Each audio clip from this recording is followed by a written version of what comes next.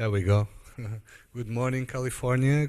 Good afternoon, Lisbon, and good evening, China, I guess. We're going to start our panel on signature hybrid lecture sessions by Sofia University. And in the first talk, we have Amarillis Vázquez Morales. Did I say that right? Yes, you did. Yeah. Okay, welcome, Amarillis. You have the floor.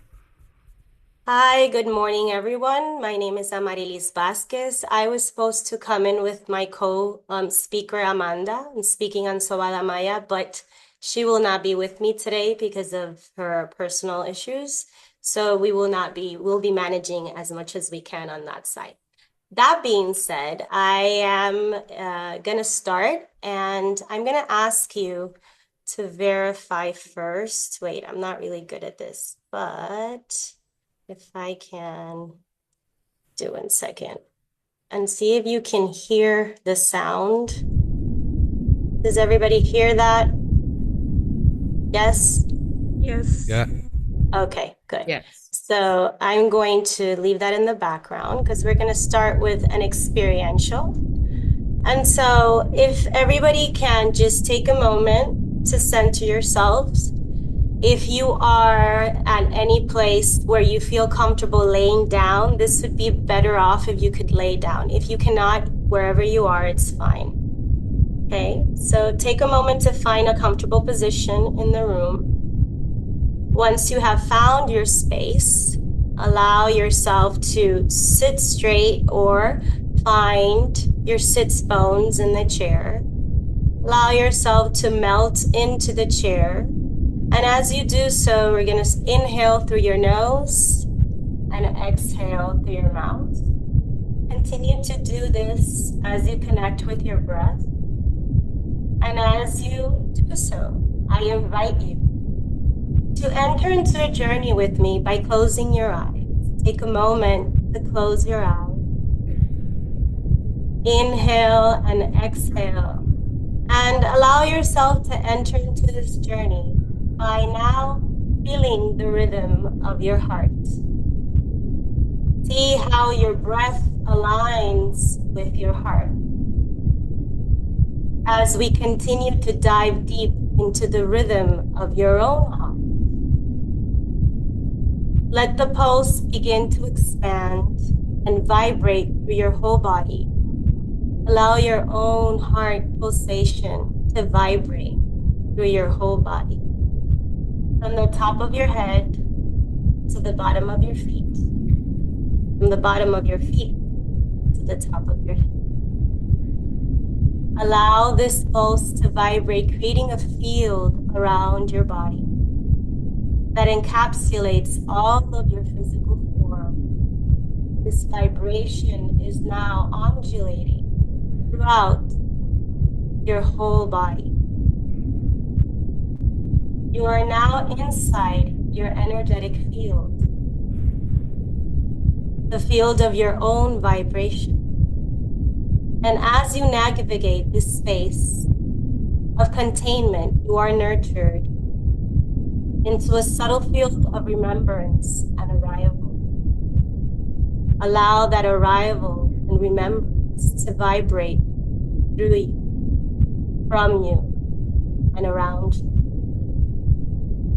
Slowly, you become one with the field, and you orbit into a field of magnetic pulse that gyrates and floats into the greater space. You are entranced into the greater pull of the infinite space of being. As you continue to explore yourself in this journey of vibration, you elevate into a bigger space, into the cosmos, into just space. You're lying towards a space where each cell of your vibrating field moves towards a fine-tuned tunnel that descends through and arrives at the center of your mother's womb.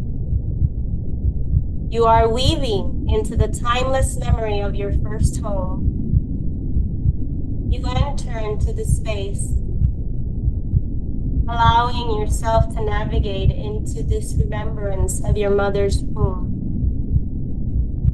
You integrate into the warmth of the subtle amniotic field, and you float into the rhythm of your own expansion. The space is open, wide, subtle, welcoming, warm. You allow yourself to integrate your cells to reconfigure into the first baseline of your vibration.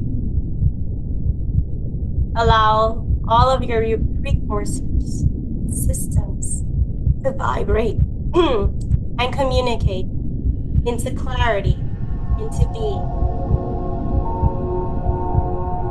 Allow the pulse of your mother's unique vibration nurture the space of arrival and feed your own material form of existence. Your orbiting energy becomes the fuel for your in utero development. Breathe into the rhythms of your intracellular creation. Allow the exploration to dictate the path.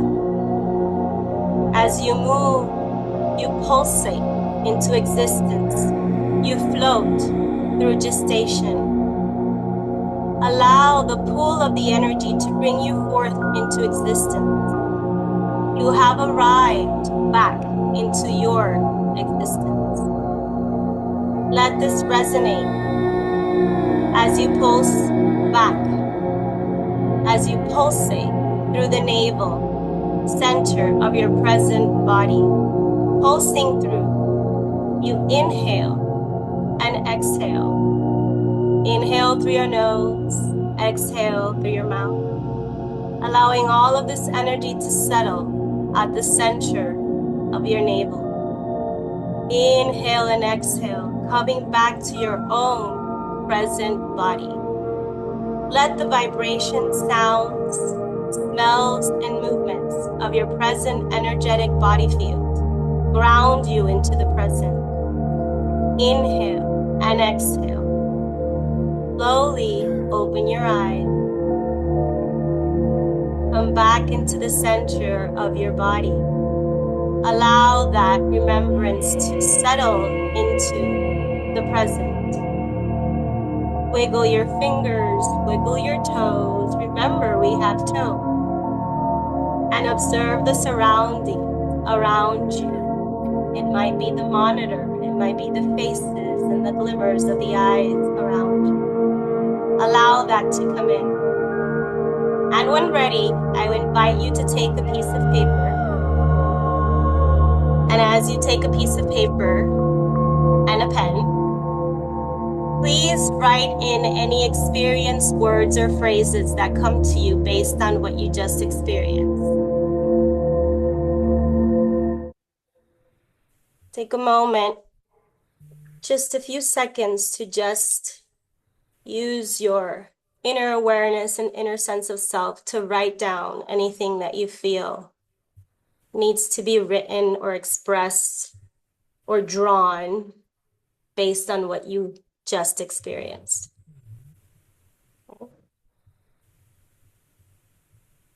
So I'm going to take a moment for you to do that.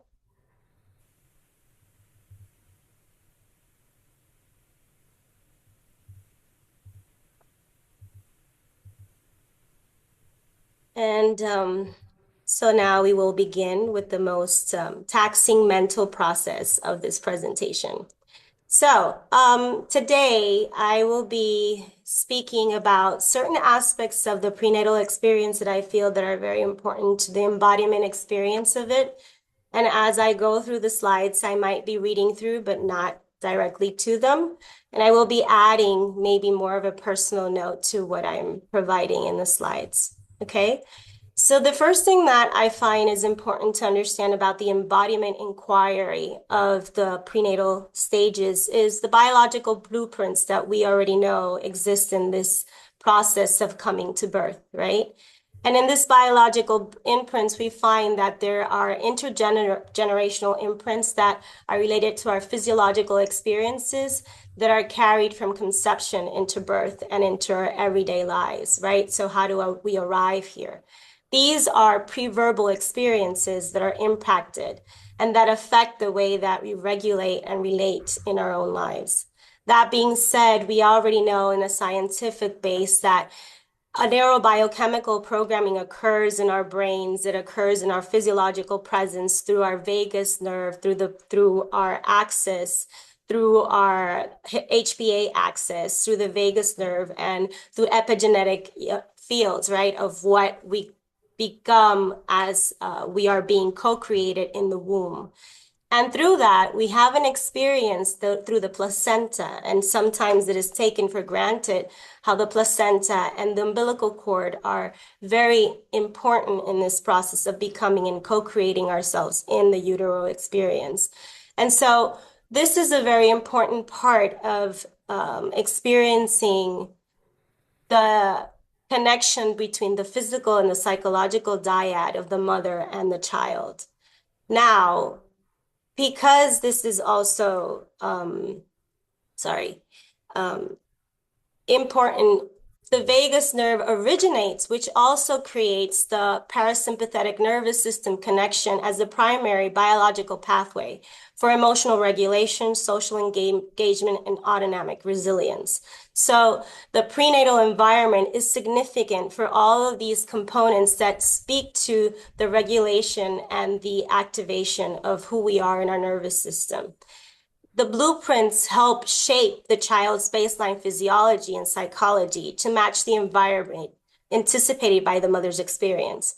Now, sometimes it is given too much weight on the mother's responsibility on how she manages the environment and the outside experiences, and that might be very true, but there is a paradigm belief that the child is an empty vessel of no information, of no experience. And I think it is important to state that there is a co-creative process going on, and that this life form, which is who we are, might have bigger resonant information that is present, which is usually seen from our ancestral knowing, right? And we will see that in the Sobada Maya, the Mayan culture speaks to the idea that the child is being birthed, but that it holds a very cultural, a very ancestral experience that is coming through in that soul or being that is being generated or created at that present time between that psychological experience of the mother and the child.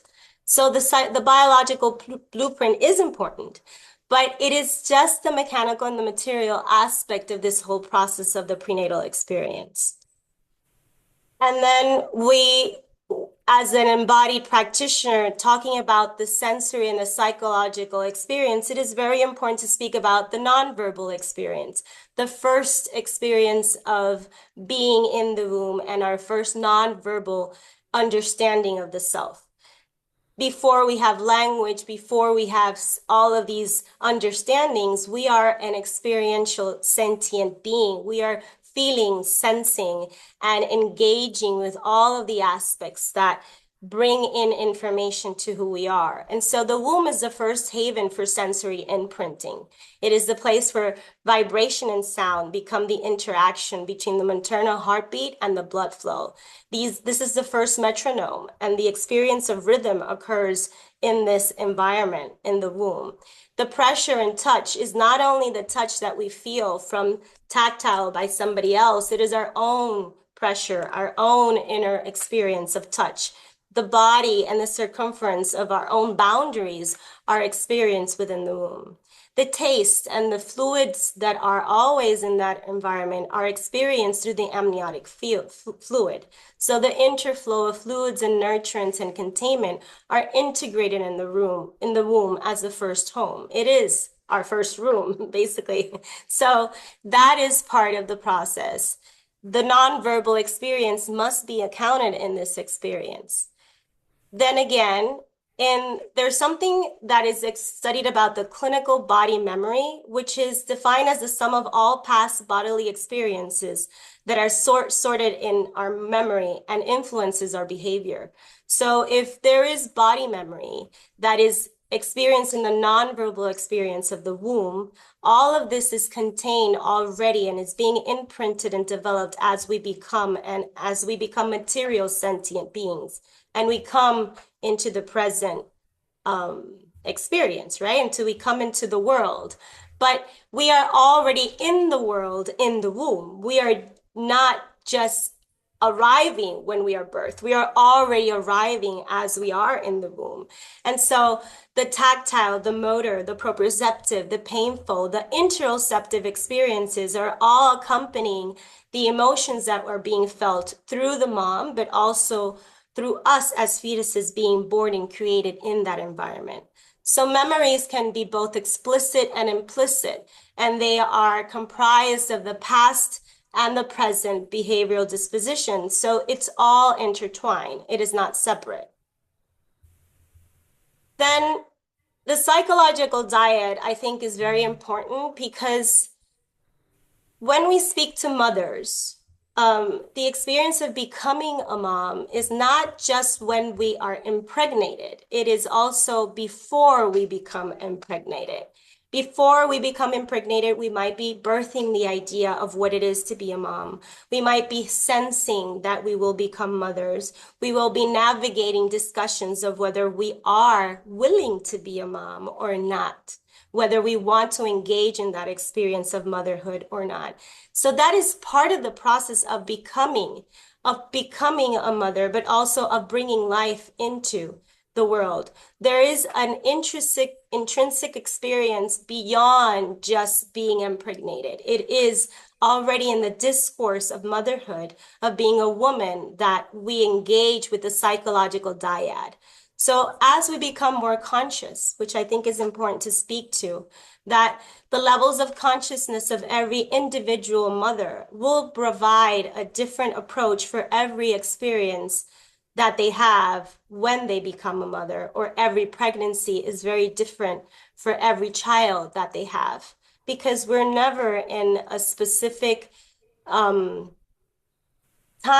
We're always changing, and the way that we address our own personal experiences is always in flux. So it's not static. And speaking to the experience of the birth and the psychological dyad is not just a physiological experience. It is much more profound and much more, it's deeper, right? And so the maternal and fetal dyad is a very intricate experience where there is a conversation that is constantly occurring.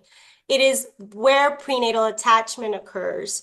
It is where the placenta is the transducer for maternal stress hormones, but at the same time, the child informs the mom. It is not only the mom informing the child, it is the child informing the mom. The fetus is constantly informing what she eats and makes her feel good, and what she eats and makes her feel like really bad and she can't sustain food, or the way that she positions her body versus the way that she feels more comfortable. Those are all constant conversations that are being had in this process. So it isn't just a literal and a ordered, fashioned experience. So I think seeing the process of the prenatal experience and birthing as a limited experience, that it's a conduit and it's a linear process, takes away from the very unique experience. There is never any same experience for any birth. They're all different. Even if it's the same mom and has 5 children, every child is a different experience. So therefore, this is a continuance of conversations. And so what's important is that we see this, that it's a harmonic mix-up, but that sometimes, like Hungarian analyst Michael Blaine says, that he argued that the fetus does not love itself. I disagree with that platform. I disagree that that we see the child or the fetus as something inherently devoid of any emotion or experience or inner awareness. As a personal experience on my own journey as a mother, feel that there is an absolute conversation with that inner sentient soul and being. That is more on the transpersonal side of the argument, though. Now, so perception and belonging. I thought it was very interesting to bring this idea, the resources in my references, but prenatal embodied intersubjectivity model comes from an Indian perception researcher, which speaks to the dynamics of the body, emotion, and meaning interconnection in prenatal communication, which is connected to the cultural intuitive communication pathway, meaning that maternal intuition is facilitated and mediated by cultural values and spiritual practices. So what that alludes to is to what I was speaking earlier on, which is that there is an intersubjective idea occurring because we are not just a vacuum of empty spaces. There is a continuing in the narrative of the fetus and the mother, but that there's a maternal intuition, which is very important to look at, to speak to listen to in this process, which sometimes the medical industry and the medical world does not address. You do not listen at many instances to the mother's plea and the mother's understanding of their own process of their birthing experiences. So the psychological dyad of the mother is very important to be listened to throughout the process of the birthing experience. So there is an initial sense of wholeness that is rooted in the physical and energetic tether of the umbilical connection. And this is connected to that center of the cirro, which we will speak to about the Sobala Maya. So self-perception occurs as deep as interoceptive somatic tracking by reconnecting the intrauterine baseline vibrations, which is what I was trying to do in the first movement experience, which was speaking to that interuterine experience of how you connect and all of the somatic tracking that occurs from a more interoceptive experience, not necessarily from a mental experience, but through the body. That's why the whole sequence at the beginning of the presentation. And then we arrive at the Sobala Maya. So I wanted to bring this piece into the conversation today because it brings in an ancestral practice that has been done by the Mayan culture in Mexico. Amanda was supposed to speak highly about this because she's specifically trained in this and she experienced this throughout her everyday, because this is a practice that is learned throughout vocal and tactile experience in the present moment. They're not books, this is not researched a lot, but this is carried throughout generations, throughout the culture. So the idea is that the Mayan practice is a therapeutic use of hands to pulp or feel the inner order of the abdomen. It is applied to aid the health of the organ function and communication with the whole body. I have experienced it in my journey. Before I got impregnated, I went to Sobala Maya. So I've had it done in my womb. And women, so this is not done only to pregnant women. This is done previously during pregnancy and after pregnancy. This therapeutic use of hands, what it does is that it creates a connection with the whole torso, and it usually works with tactile reconnecting and placing of the different organs. Because the belief system of the Sobala Maya is that as we move, life impacts who we are, our organs shift. Our inner world and our inner vessels are constantly shifting and disorganizing. And so the focus is on repositioning these organs to bring order. As organs move and become displaced for numerous reasons, it positions the organs in 4 sectors. So it's divided into 4 sectors. And the center point is the cirro, which is the tipte, which is the point of reference. And the cirro in the tipte is right, it's supposed to be close enough or below the belly button. So it's the healing and the connecting point. And it's the primal, and it's considered it's considered the moment where we separate, and there's a trauma in that separation. So the cirro moves as we and our energy shifts from the center.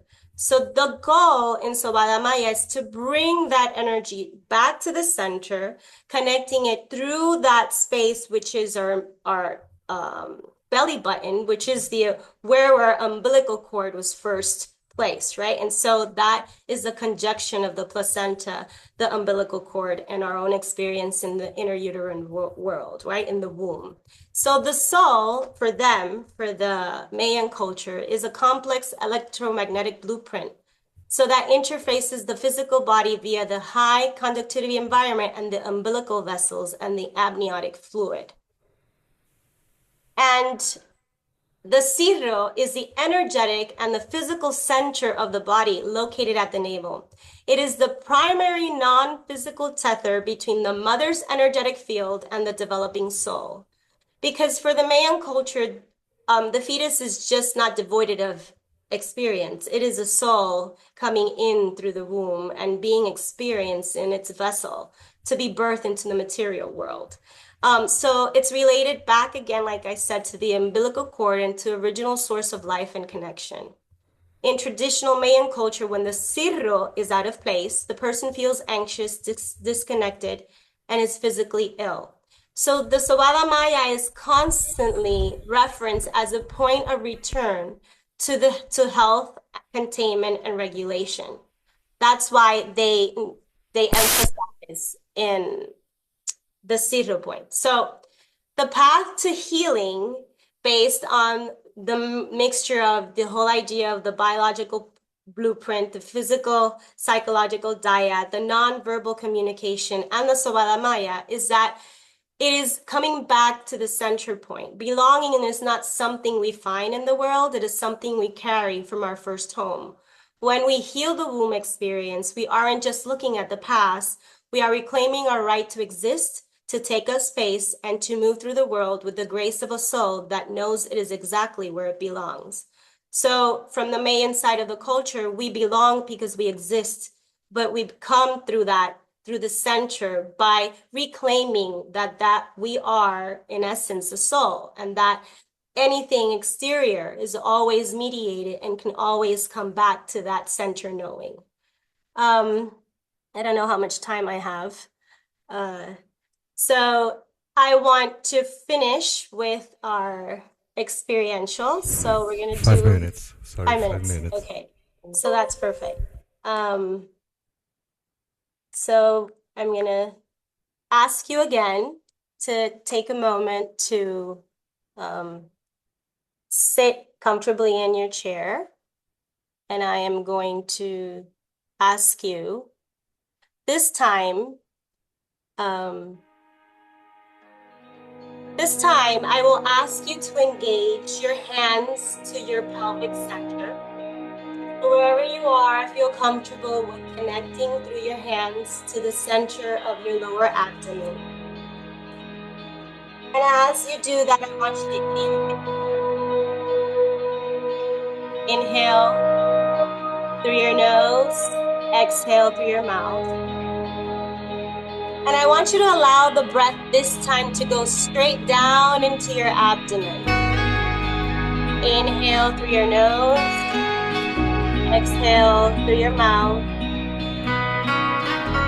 And as you inhale and exhale, engage with your sacro-center point.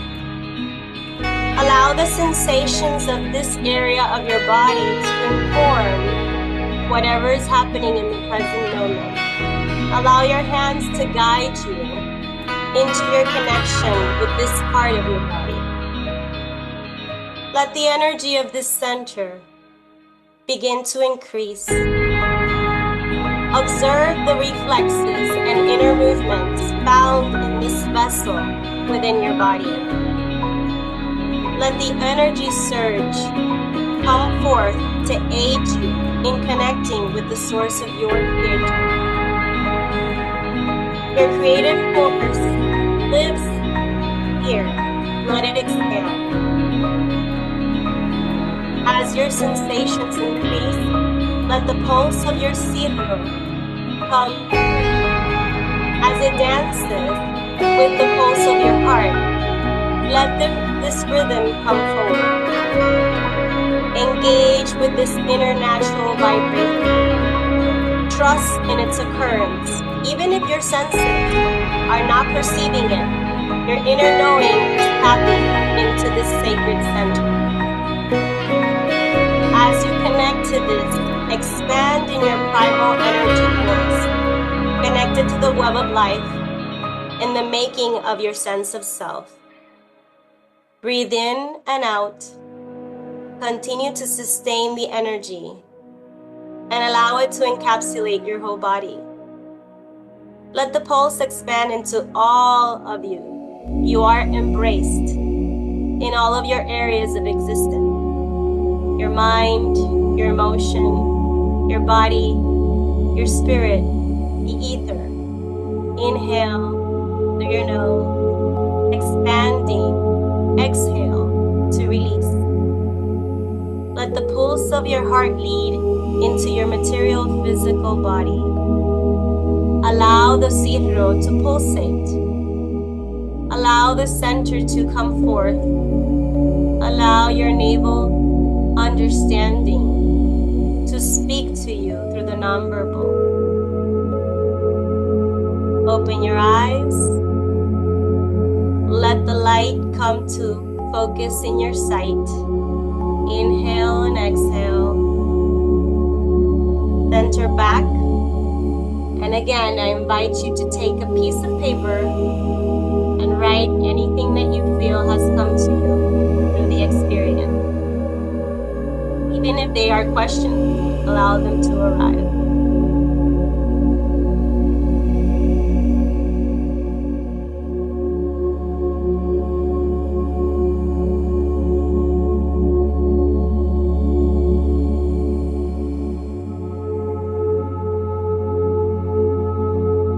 That is it. I think that was in a nutshell that I wanted to present.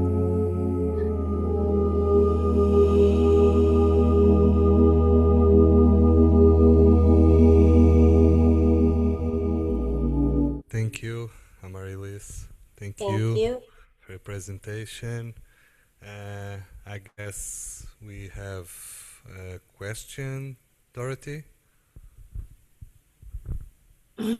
Yeah, thank you. I was just trying to type it all, but I think it's easier this way. Yeah, it works. Yeah. Thank you, Amarillis. That was beautiful. So, this tying in together. Do you know? I mean, you went into all this interweaving, really, like really broad, from a somatic perspective, also to focusing on those points and the rhythm. Mm-hmm. And I'm just curious if, and maybe you've had time to do this in between, if there's other cultures that are also, exploring things in this way, that, the sense of belonging. It struck me that there is a philosophy in let's say in American transpersonal thought that it is this belonging that is essential. We have a right to it. That's just one thing that came up in Dantian too, from a Chinese perspective, right? So is there anything that comes to your mind, that relates to, or any point that you found interesting, that where you might have gone like, oh, this is like amazing how this fits in?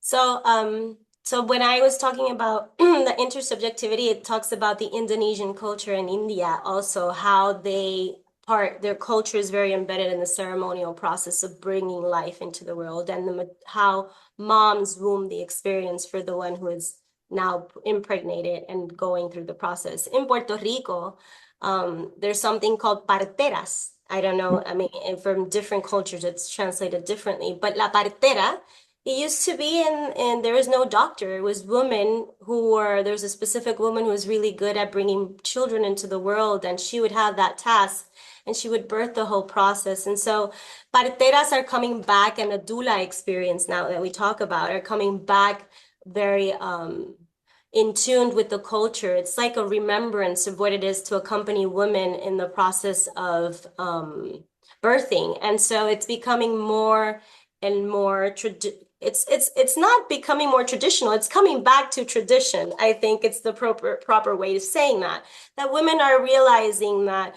when they go into medical spaces, there sometimes is no space for the intuitive experience of the mom in the process of giving birth, in the experience that they are having.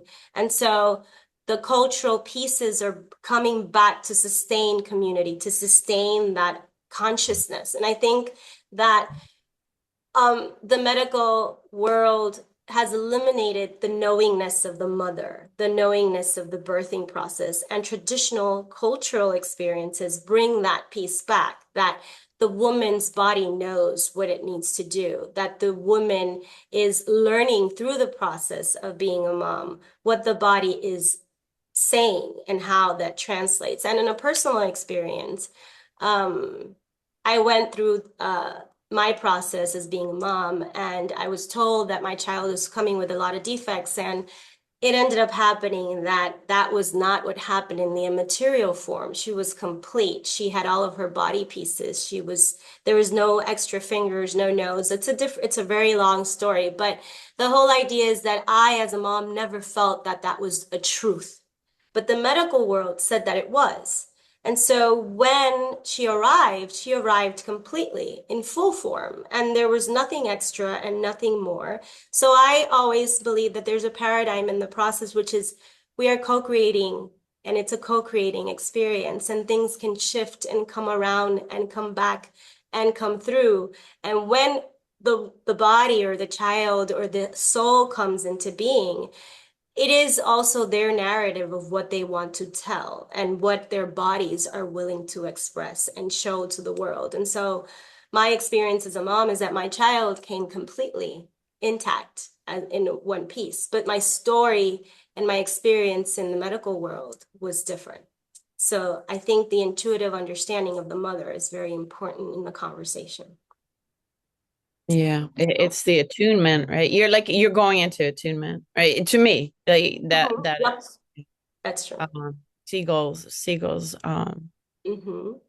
a way of inquiring. Well, I mean, it's incredibly complex, and thank you for sharing that last piece, Amarillis. Thank you.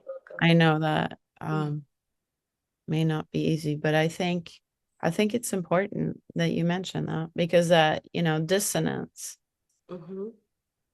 It's important that we stay grounded in what we see and where we feel. Any other questions? Anyone else? Yes.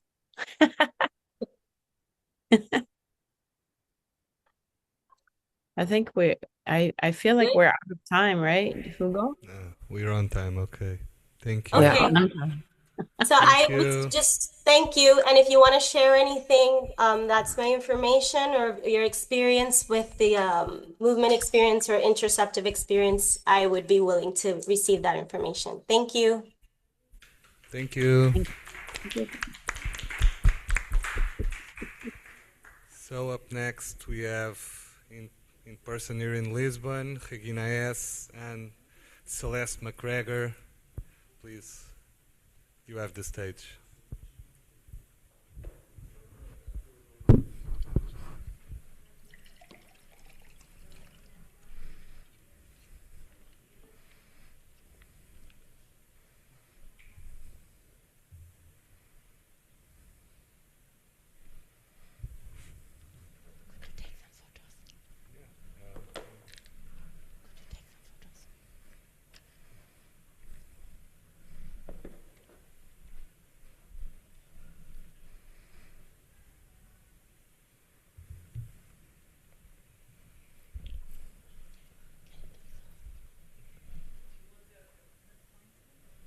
Oh yeah, she'll need the pointer too, so she can.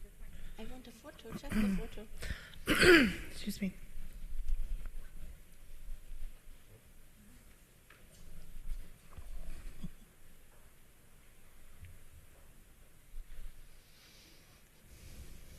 Thank you.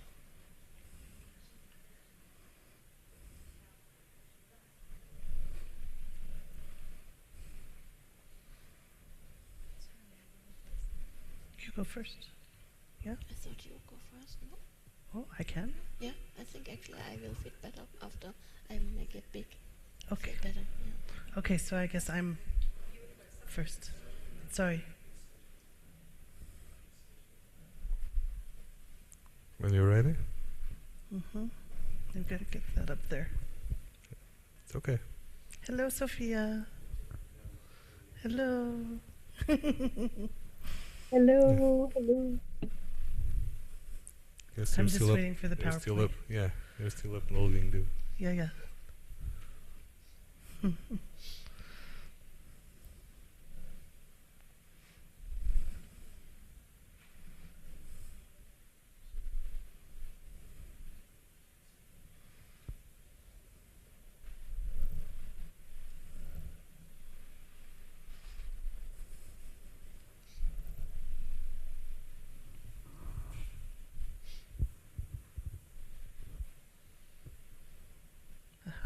Thank you. There we go. Okay. Hi, I am Dr. Celester McGregor. I am a representative for Sofia University. I'm a professor there and a researcher, and I specifically research female agency. And something that I've found very important to my work is the relational agency that we all carry. And I believe that it is extremely important to consider when we're looking at motherhood and how we raise children and how we break those ties to the way things have been done and improve the world. I will talk about relational beingness, which is a different perspective than what we are used to, especially in the Western world, and then how that also applies to leadership.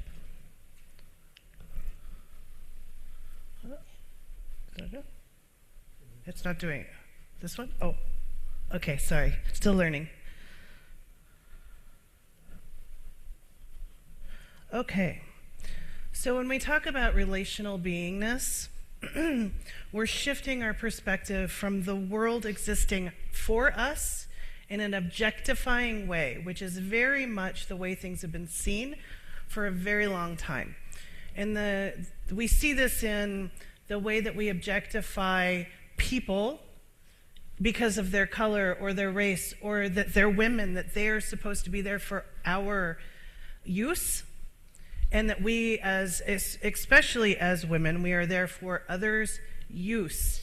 And if we are not benefiting other people, we are useless, which is absolutely not fair, but it is not only with women. It's also with other marginalized communities. I believe that it is also where racism begins, where sexism begins, is an objectification culture. So this perspective is very integral into us, and it's a very difficult pattern to break. We all carry it. We see things as useful to us in the world. We see things as separate than us in the world. But when we start to shift, we can shift into a relational perspective, which most indigenous cultures actually very much carry. So when we change to a relational perspective, we see every interaction, every human being as worthy within themselves.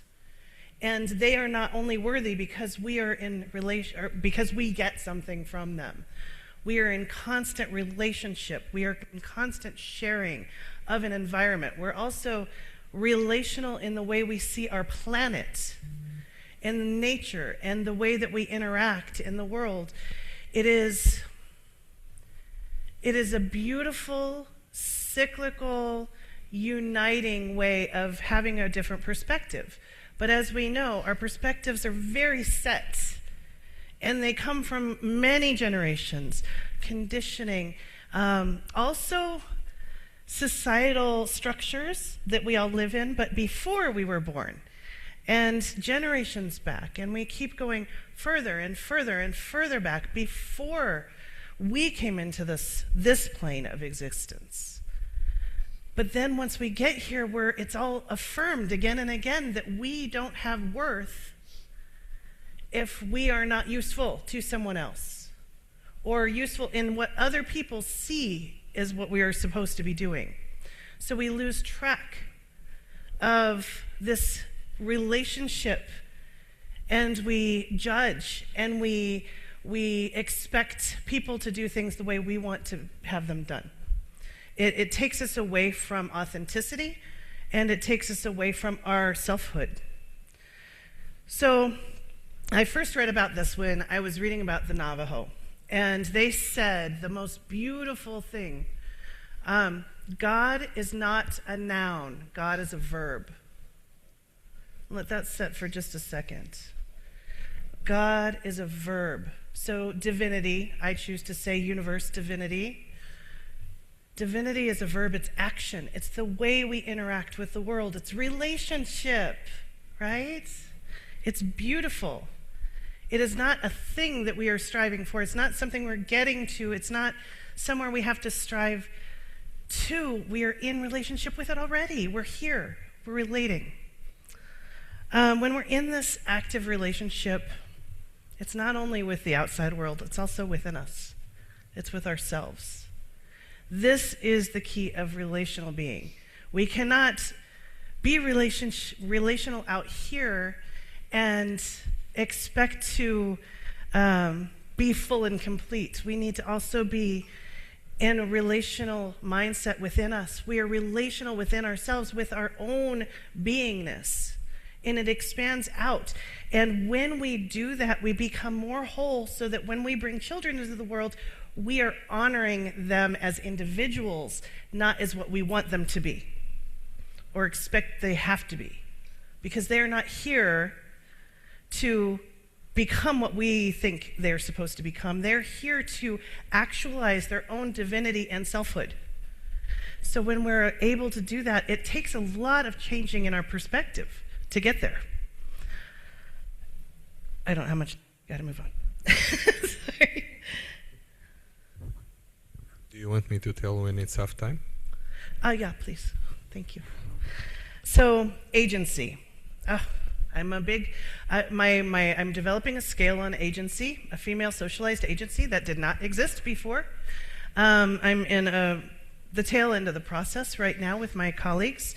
It came from the birth of my dissertation and realizing that it did not exist, that the female experience was not being seen in the world. Now, I don't want to just keep this around the female experience, although I feel like it's an important piece. So I'm going to mention that, but then switch back into a more inclusive for masculine, feminine, both. Agency, for those of you who've not heard the term agency, the way that I'm referring to it is a actualization of autonomy. Okay, so agency is action. Autonomy is what we hold inside. Autonomy is who we are, our truth. Agency is how we respond in the world. So relational agency makes a lot of sense. I've also discovered there's directional agency, and then autonomous agency would be how we are having that action within ourselves and the way we see ourselves and our own worth and things like that, right? There are 3 factors to my scale that are developing right now, so those are them. I love teaching people how to be more agentic because it comes from them finding their truth in their authenticity, which I believe is divine. I believe it is divinity in action to find your truth and your authentic presence and selfhood in the world. However, the problem is when we teach agency, it's very important to also consider that we need to honor other people's agency. Okay, so it's very easy to take agency work and say, okay, I'm going to do what I want to do now. But then not remember that other people get to do that too. So agency work is also about relationship. Okay, so we continue with relationship. Now, I think this is where I'm at. There. Okay, so I wrote a paper after interviewing 36 women of all different generations about their experience in the world. What I came up with was this model. There's actually 3 models. This is the one I wanted to use here. So this is basically coming from a pendulum concept. So when most of the women that I interviewed, their sense of self was very, very small in comparison to their sense of community or sense of others, taking care of others, right? That's a problem because there's no balance. They don't consider themselves within that. Now, this model is called the I-we. The we, women actually are very, very consciously supportive to the we. This is not a problem. They're not consciously supportive of themselves as part of that we. That is a problem, okay? So the self-negation is that pendulum swinging. It's not healthy on that side. Now, part of the actualization of the I want to make really, really clear here that the consideration of others is still there. We don't want to discard the importance or the agency of others or care for our community or care for the universe or excelling in sustainability. Those are all very important things. So we don't take that out. We just make our focus on ourselves a little bigger for a while until we feel a balance, right? And then we get to the balance. Now, the consideration of others is not smaller. I did kind of a moon thing here just because I like that stuff, but it's actually whole behind, okay? The others is part of us. We are part of community, but we need to consider ourselves in that. And now this is very potent for men as well, because there can be the opposite balance. It can be too self-focused and not enough community focus. Thank you. But it can also, it depends on the way you were raised. It depends on your socialization. There are plenty of men that I've met that are caretakers. In the Enneagram, a 2, a helper, someone who's really wanting to take care of others. That also, they can learn from this as well of self-discovery, okay? That is beneficial to all humans. There's a lot more to this as far as what it can mean for spirituality. However, I only have a little while, so I'm not going to do that. But I am teaching a workshop tomorrow, so if you're interested in more. So I want to go into just a little piece about leadership and why leadership is really important in these aspects. As relational thinkers, I didn't switch, sorry. As relational thinkers, we learn to meet the world not as a set of resources, but as a living network. Am I not? Okay. As a living network that shapes us as much as we shape it. When we recognize that every person and every living thing carries its own depth, history, and inherent worth, we begin to understand that our lives are continually influenced by these connections. Nothing stands apart from us because we are always in relationship with the people, systems, and environments we touch. From this awareness, leadership becomes an invitation to model a way of being that honors interdependence, encourages sustainable respect, and shows others what it looks like to move through the world with intention, honor, and care. So I'm going to finalize with discussing how we model this. To mothers, specifically, mothers need to know that they have a sense of I-ness, but they're also relational in the world, that the way that they are honoring their children as individuals and honoring their partners and honoring the world, being sustainable, creating that mindset, the more cohesive childbearing will be. The more cohesive the world will be when these children grow up and are also modeling different ways of being. So we are doing that in the transpersonal community already. We're modeling different ways of being. So I want to take it a little bit further than that and include the personal experience of I-ness and relational thinking and how important they both are. When we respect and honor the agency of others, by eliminating the need to control their choices. We do not need to control people's choices. Now, when you've got a 2-year-old, you know you need to control some choices. However, there's a difference between keeping someone safe and trying to make them be what you want them to be, right? We can model that freedom of choice in others and within ourselves. We can build interconnected networks of socially conscious leaders who are emulating relational being.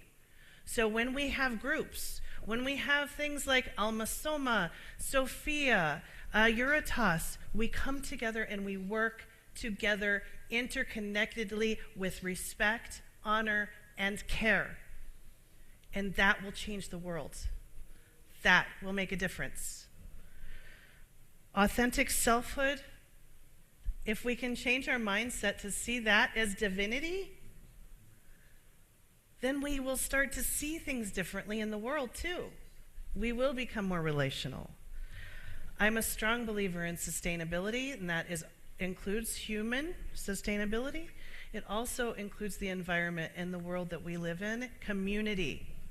Sustainability doesn't mean just recycling. It means care. It means keeping things in a healthy movement forward. And that's relational with other humans, with our children, with our parents, with ourselves, with community, and with the planet. And that's it. Thank you. Okay, thank you. Thank you, Celeste. Maybe just a question from the audience online, just to wrap the questions up. Sure. On your side.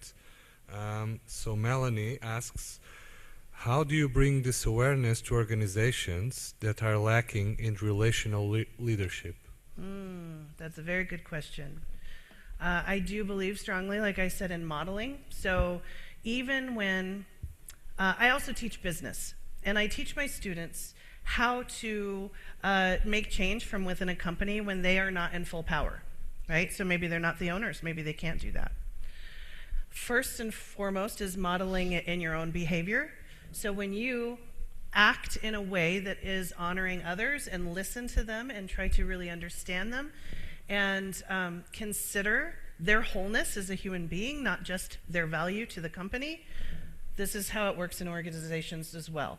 I've seen many organizations falter when they treat volunteers like property, that they are not honoring the work that they do, and that falls apart and it loses loyalty, which is a big problem. So in organizations, it's really important to see everyone as wholly important and valuable for who they are and what they're offering. And recognizing that in a relational way will help build that. And even if you are one of those volunteers or you are an employee in the cog of this big machine, you can still emulate that and model it to the people around you. And eventually, if you do that, other people will do that too.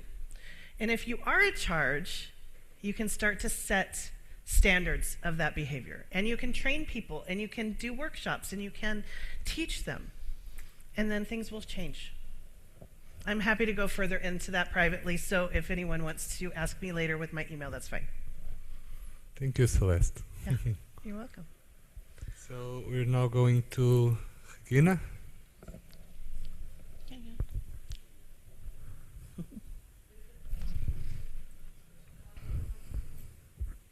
Oh, sorry. There is another question for Celeste before going to Regina. Okay. Sorry. I don't want to take any of Regina's time, though. Yeah. No, we'll give her 15 minutes. So no Okay. worries. So you wrote authentic selfhood as divine actualization. How are you defining divine? Okay, so that's a very transpersonal question. Divinity in the way that I define it, is basic force and flow of the universal energy. I believe that it's intelligent, but it's also within us and outside of us. It is a universal flow that we are all a part of. And divinity is basically the high, whatever you believe is the highest spiritual beingness. I have found in my own mystic excursions in figuring things out for myself, my experience mystically, that divinity or God or spirituality or source is something that we are a part of, that we are an actualization of in the world, that it's not separate from us, that we are a working part of that mechanism. And so I believe in what I've felt through my own depth is that when we actualize our true authentic selves, that is the actualization of that in our personhood. Great. Thank you. You're welcome. And now we shall put Regina's PowerPoint. Please, yes, yeah.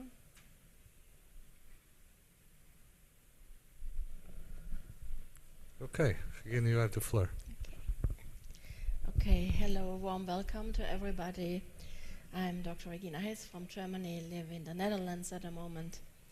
First of all, I want to give really thank you to Sofia University. I'm a Sofia alumni. I did part of my PhD at Sofia University, and Dorote invited me on that panel, which is really an honor, and I feel really very grateful, but also really like joyful to be part of that. So thank you very much for that, and also really honoring that collaboration of Sofia University in a EUROTAS public event. This is the first time a formal collaboration, so I really want to honor that, especially it was manifested through AlmaEurotas school, so there's really a very beautiful and very fruitful collaboration that was able to establish here.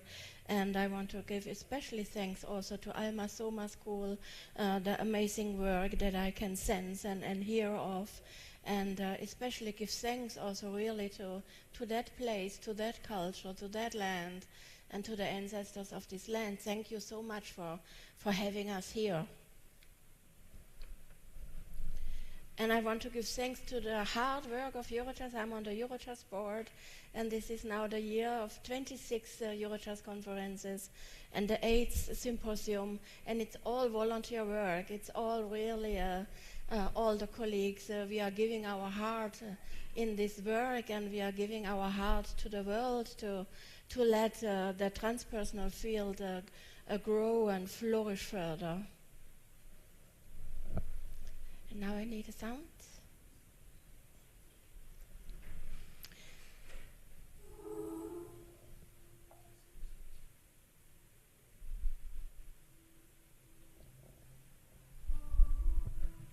And just take a moment and tune.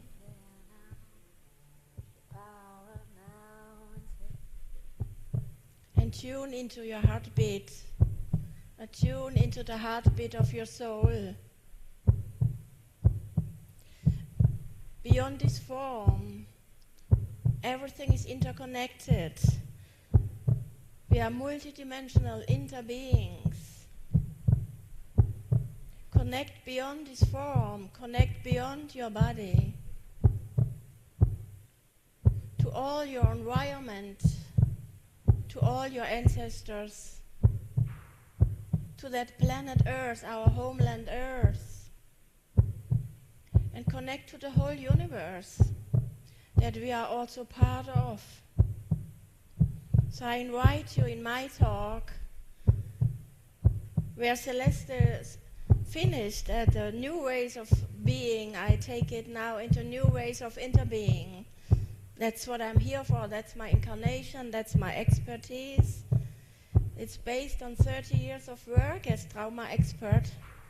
I have arrived at a place of cosmic consciousness. I have arrived at a place of having awakened enough to remember our interbeing within the all-encompassing universe. So I invite you with that beat, imagine that we are all beating in our unique way.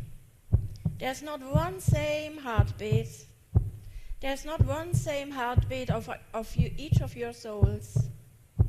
And then imagine our planet Earth, the heartbeat of Grandmother Earth, the heartbeat of all plants, of the mineral world, of the animal world, and all human worlds. Imagine the heartbeat of the universe, Grandmother Universe and Grandfather Galaxies, as we say in indigenous cultures.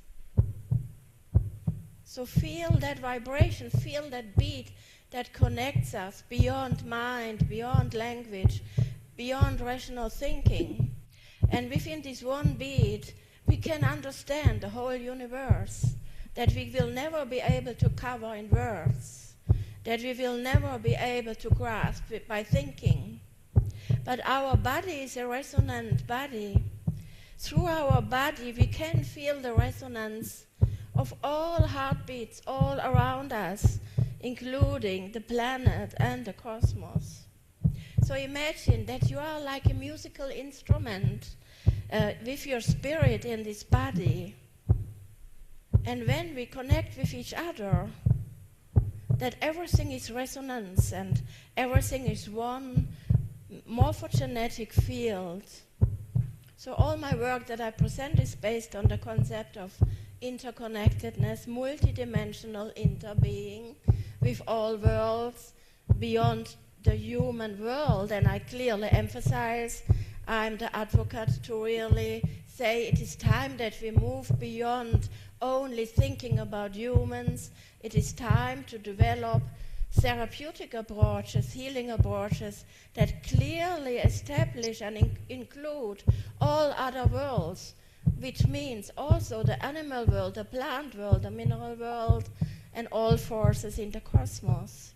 So that's my invitation to you in that panel that I will expand in my keynote tomorrow. You can stop. Oh, okay.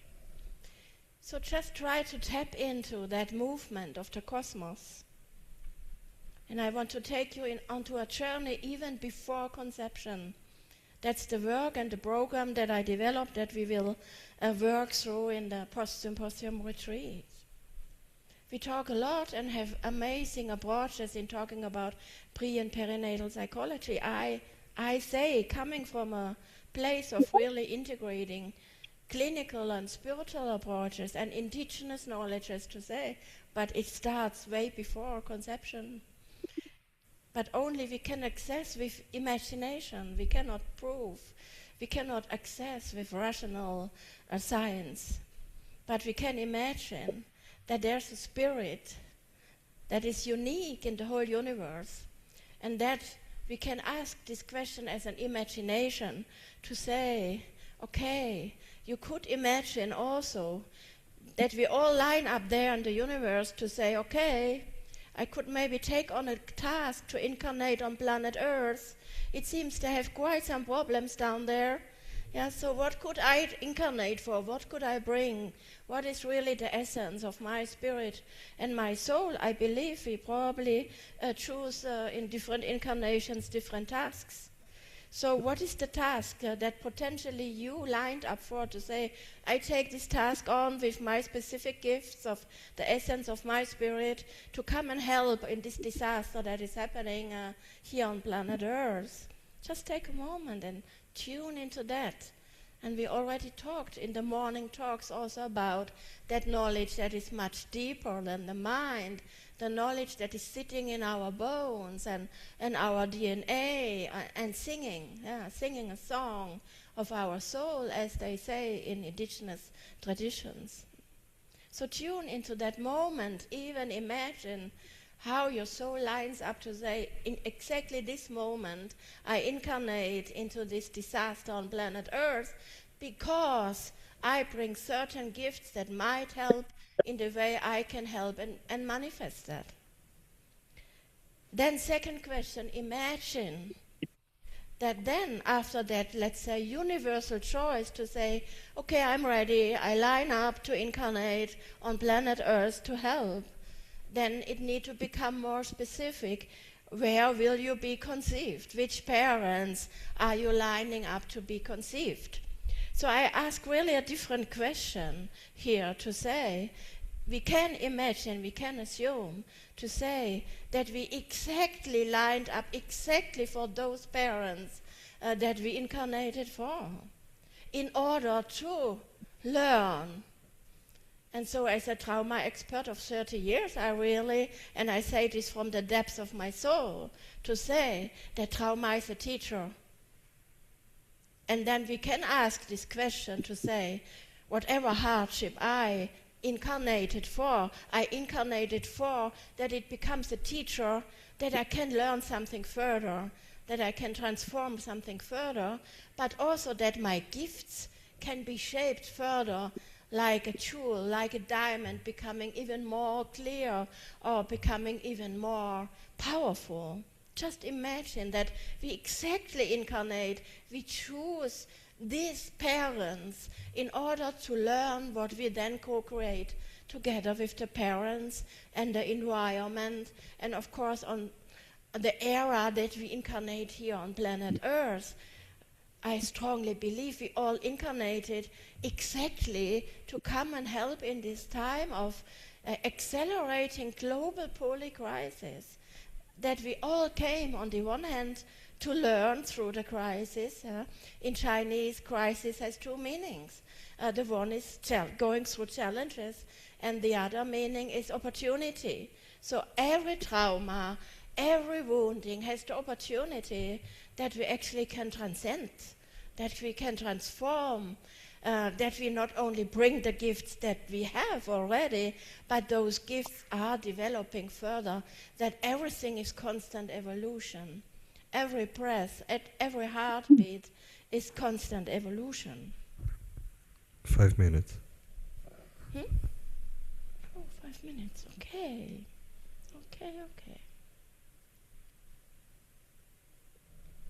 So, there are different thresholds. Then comes the whole threshold. So we are conceived by these parents that you could imagine you have chosen actually, and that then the co-creation process happens in the whole time of the womb, that it is not only the mother imprinting the child, but it is all the way through relational and a co-creative process, what happens.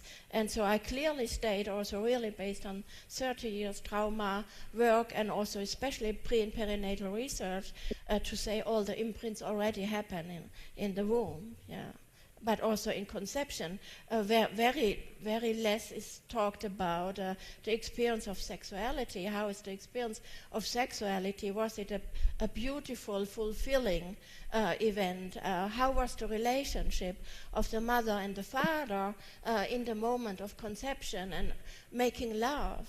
How was it for the mother? So all this already is the imprint, how the incarnation is already starting. And then, of course, any event during the womb, we already had amazing talks on that. I will not go into that.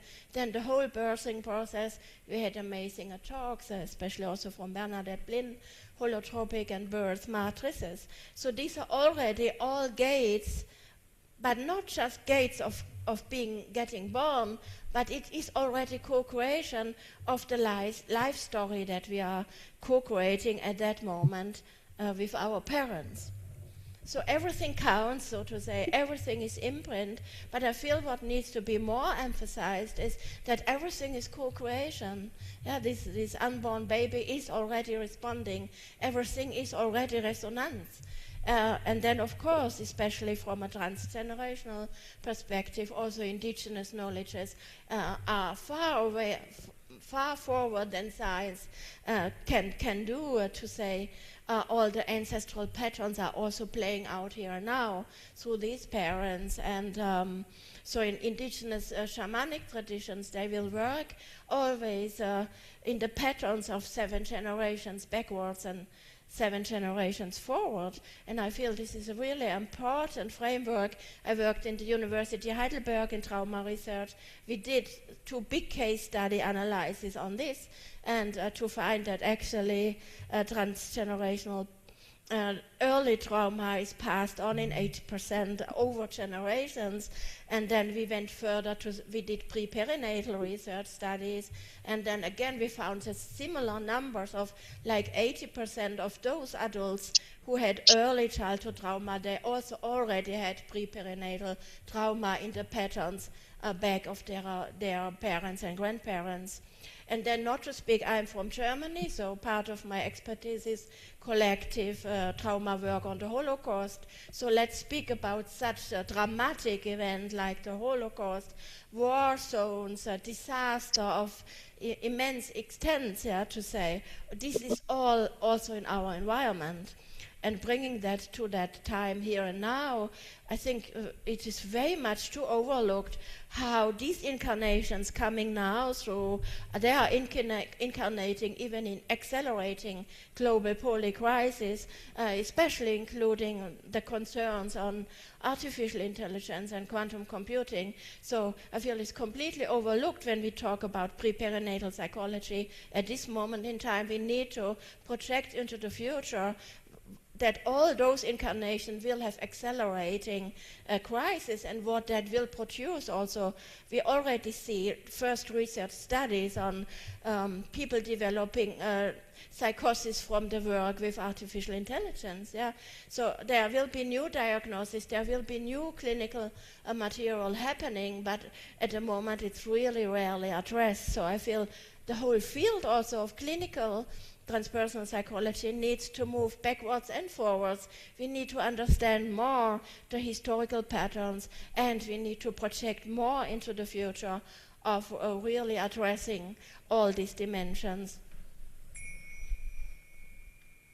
So let me see what else I show. Okay, so this I addressed, so I probably finish here. So in the end of the day, we are still incarnated as humans, so that's the beginning and the end. What my plaidoyer is, but everything is interbeing. The privilege and the gift that we have experienced through incarnating as human beings is the big gift that we can feel the relationality that is always there and that is in everything, and that we have the free will, which comes with big opportunity, but also with the big responsibility with the need to awaken and to remember. So I close here. Thank you for your attention.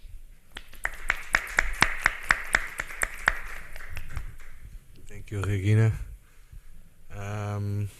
Everyone is clapping and giving hearts in Zoom. And we have a question here. Please, can Doctor explain more about the Holocaust research and the imprint questions? Yeah, so I worked 20 years in Germany, University of Heidelberg, Department of Psychiatry and Psychosomatic, with the most severe cases of trauma in adults. And once we started this transgenerational research on trauma, we included this, first of all, transgenerational perspective to say, okay, trauma is passed on over generations. And then we included the collective level of the Holocaust trauma in Germany. And once we did that and include that into the therapeutic approaches, we had suddenly so much more success and ability to heal and transform, because it was this, like people awakening, clients, patients awakening to that bigger picture of trauma, because trauma usually comes with this big shadow of it was my fault, I was not good enough, it was my mistake that this trauma happened to me, versus when we can differentiate the multiple layers that play out and co-create these scenarios, that was so empowering, and it increased such a resilience in the patients. Okay, thank you. This was a question from Sandra Figueiredo, and she thanks and congrats you for your lecture. Thank you. Are there any other questions here in person or maybe on Zoom?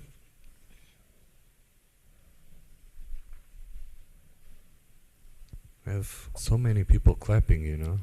Yeah. Okay, so maybe we'll take a 15-minute recess. Oh, sorry, Dorote. Oh, good. Go on. No, I don't want to take much time, but You have no sound? yeah, Ah, I so have good sound, now. right? I have sound. Okay. Yeah, okay. So that now. was beautiful between the two of you. I also want to just honor, how the two of you flowed together, right? From this idea, yeah, of this agency, then flowing into what does it mean, on a wider level, and also this aspect of trauma. And thank you for that question. I that's all I wanted to say, is just point to how, all of this flowed, and we could almost now, if we were to continue the conversation, go back to how does that then impact the agency, right? And this role, wider role of women finding their voices, also internal, and then of course, the males as well. We're not leaving them out.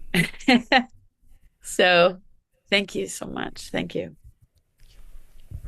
We still thank you, Dorote. We still have another question. Ooh. So Dr. Eva Lindberg asks, for learning the task of this incarnation for us or her personally, how significant is dreaming and or active imagination towards this discovery? Yes, very. It's like the primal tool in indigenous knowledge, as I will call it, dreaming. Everything needs to be dreamt that we can remember.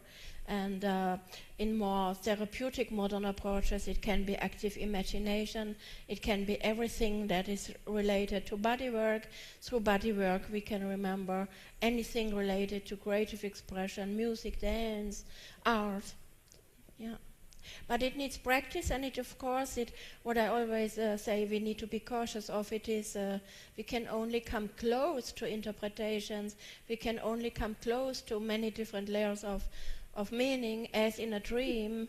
I also always say, don't take the message one-to-one, but rather take it in a metaphorical way, that it can inspire or awaken your power or can guide your way, but don't take it too literal. That can become a shadow then also.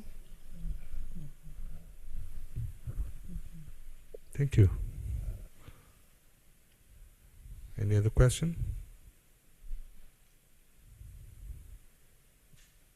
Okay. Yes, James. Okay. So James asks, to follow on from the previous question, how important does Dr. Regina feel psychedelics and plant medicines are in this journey?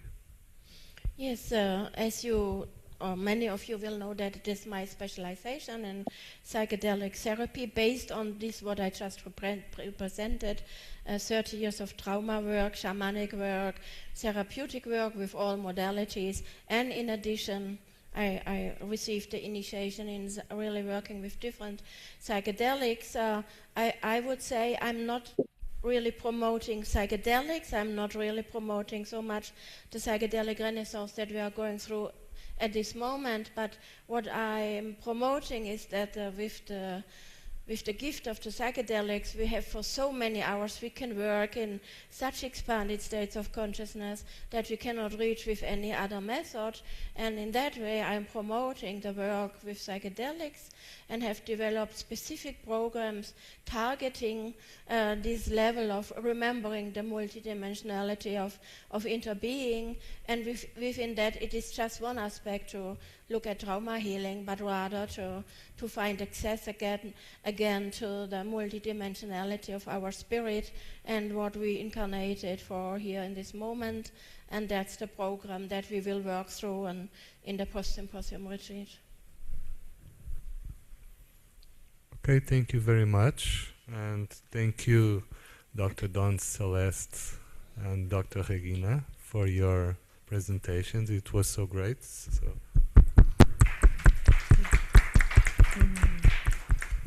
So now maybe we'll take a 15-minute recess, just to drink some water or, do whatever you need to do. Yeah. Okay, see you in a while. 15 minutes. So it's 4:30 here in Lisbon, 4:45 in Lisbon, and 8 hours less in California. Please do the maths. Thank you. Yeah.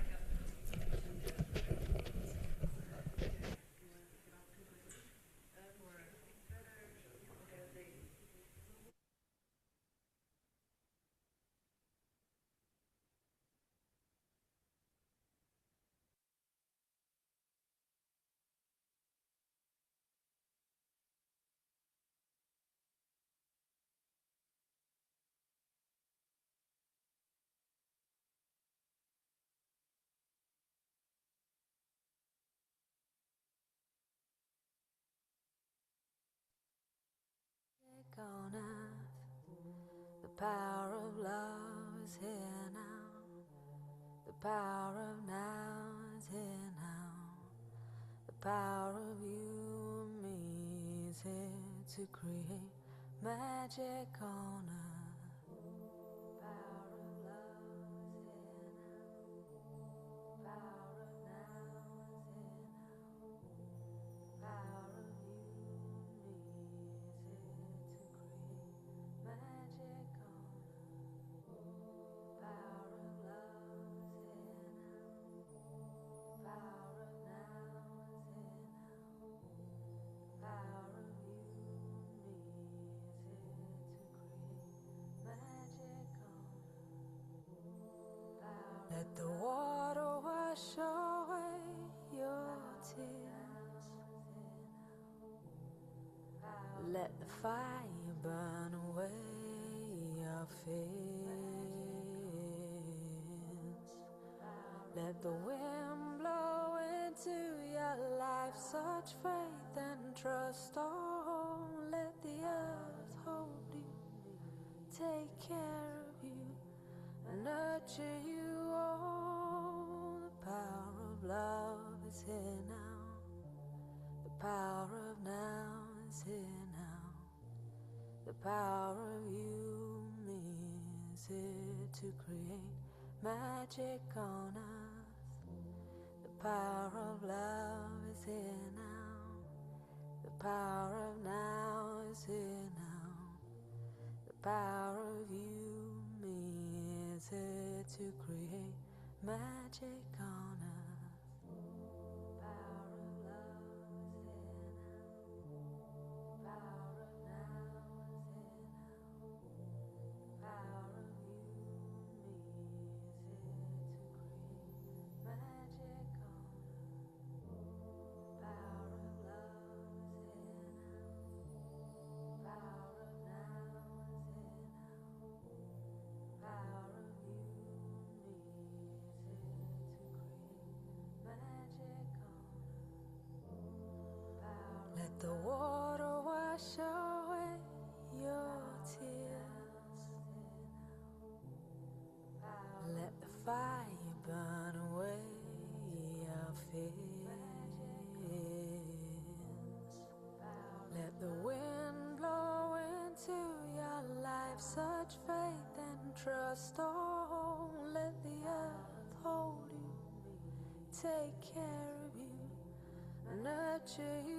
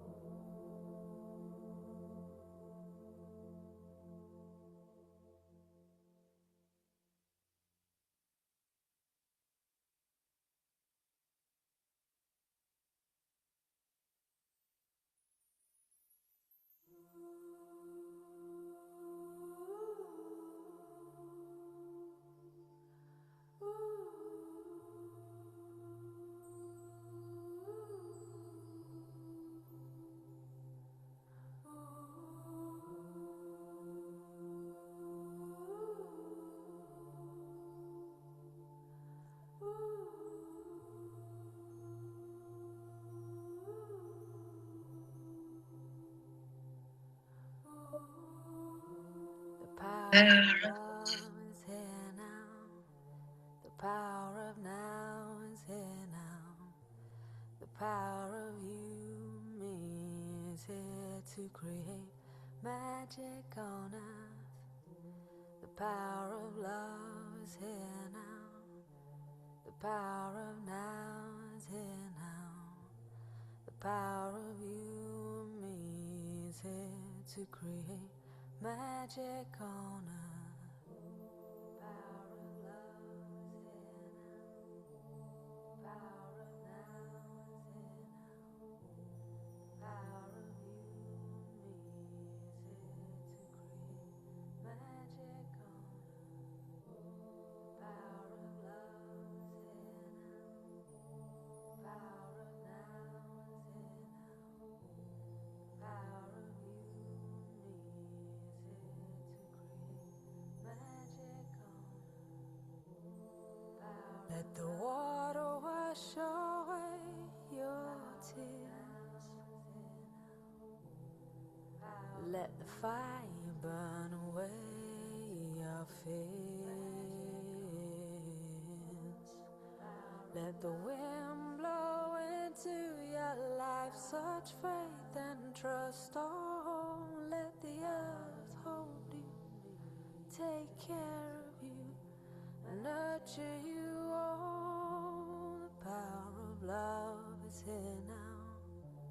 The power of now is here now.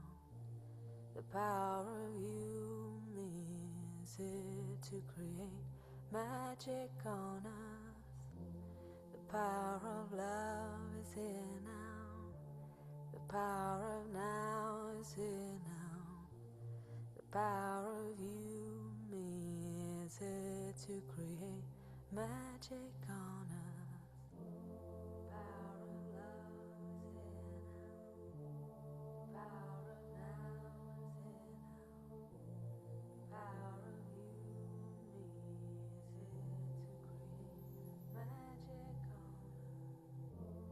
earth. Power of love is here now. Power of now is here now. Power of you, me, is here to create magic on earth. Let the water wash away your tears. Let the fire burn away your fears.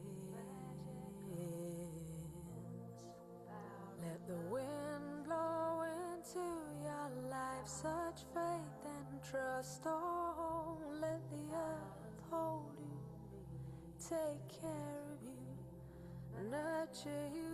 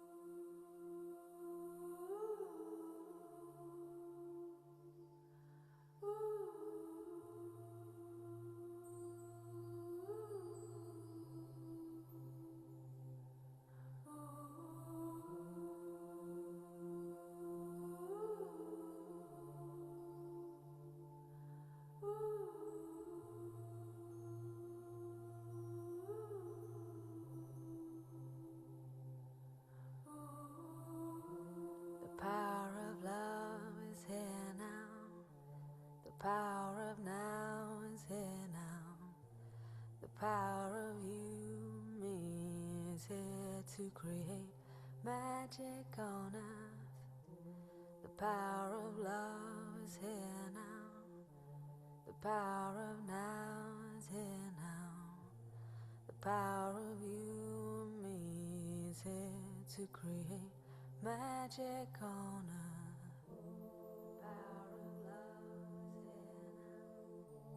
The power of now is here now. The power of you and me is here to create magic on earth. The power of love is here now. The power of now is here now. The power of you and me is here to create magic on earth. Let the water wash away your tears. Let the fire burn away your fears. Let the wind blow into your life such faith and trust. Oh, let the earth hold you, take care of you, and nurture you. Oh, the power of love is here now. The power of now is here now. The power of you and me is here to create magic on earth. The power of love is here now. The power of now is here now. The power of you and me is here to create magic on earth. The power of love is here now. The power of now is here now. The power of you and me is here to create magic on earth. The power of love is here now. The power of now is here now. The power of you and me is here to create magic on earth. Let the water wash away your tears. Let the fire burn away your fears.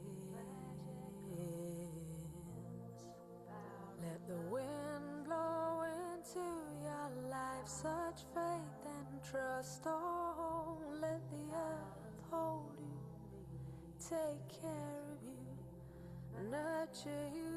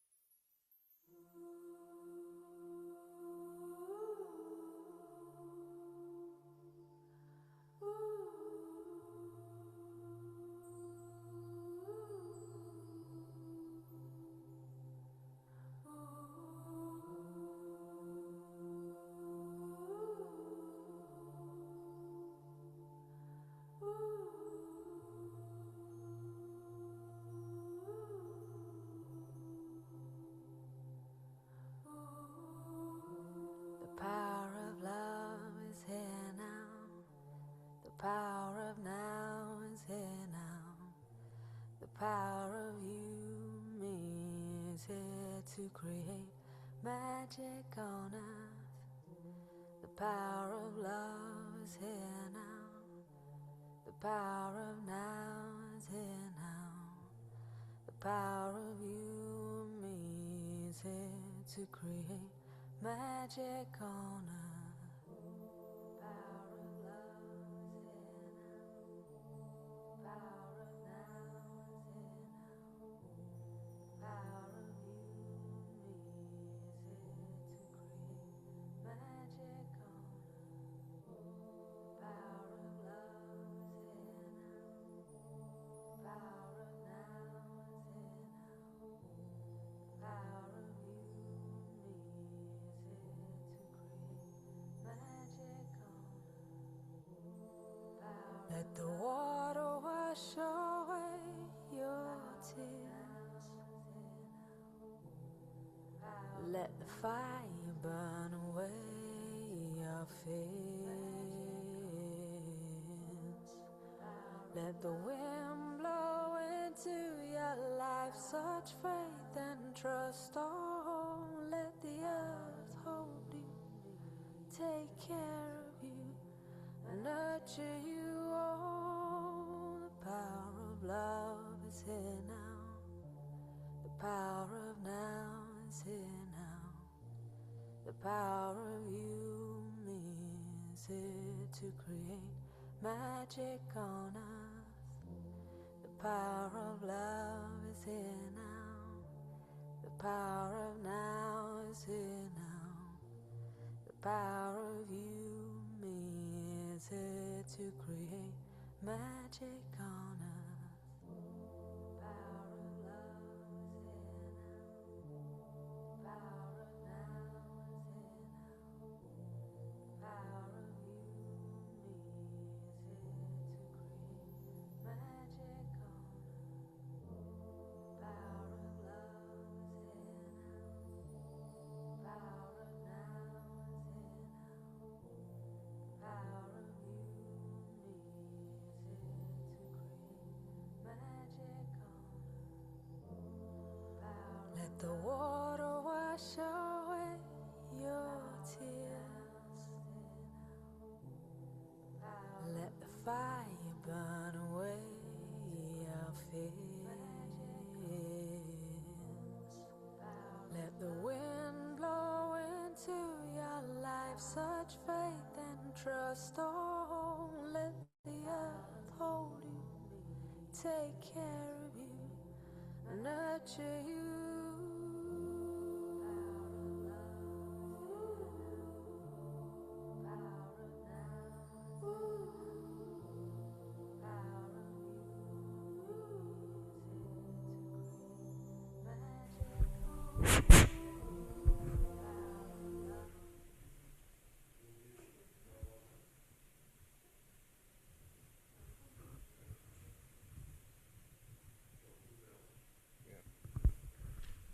Maybe a gallery with the three of them. Yeah. Yeah. Yeah, João. Yeah. Sim. Penso que vá.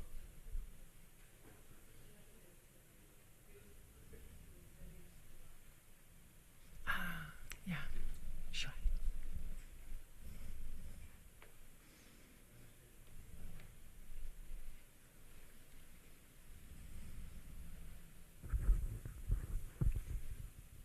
Welcome.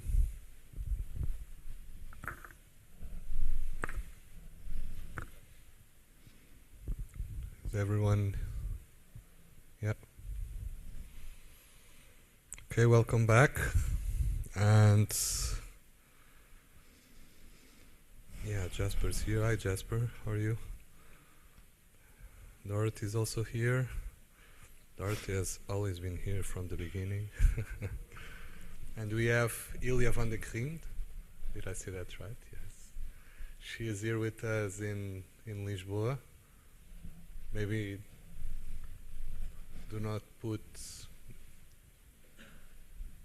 luz. David.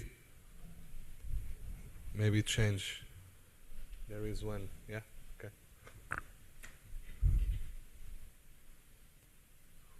Yeah. Maybe put Ilja in there.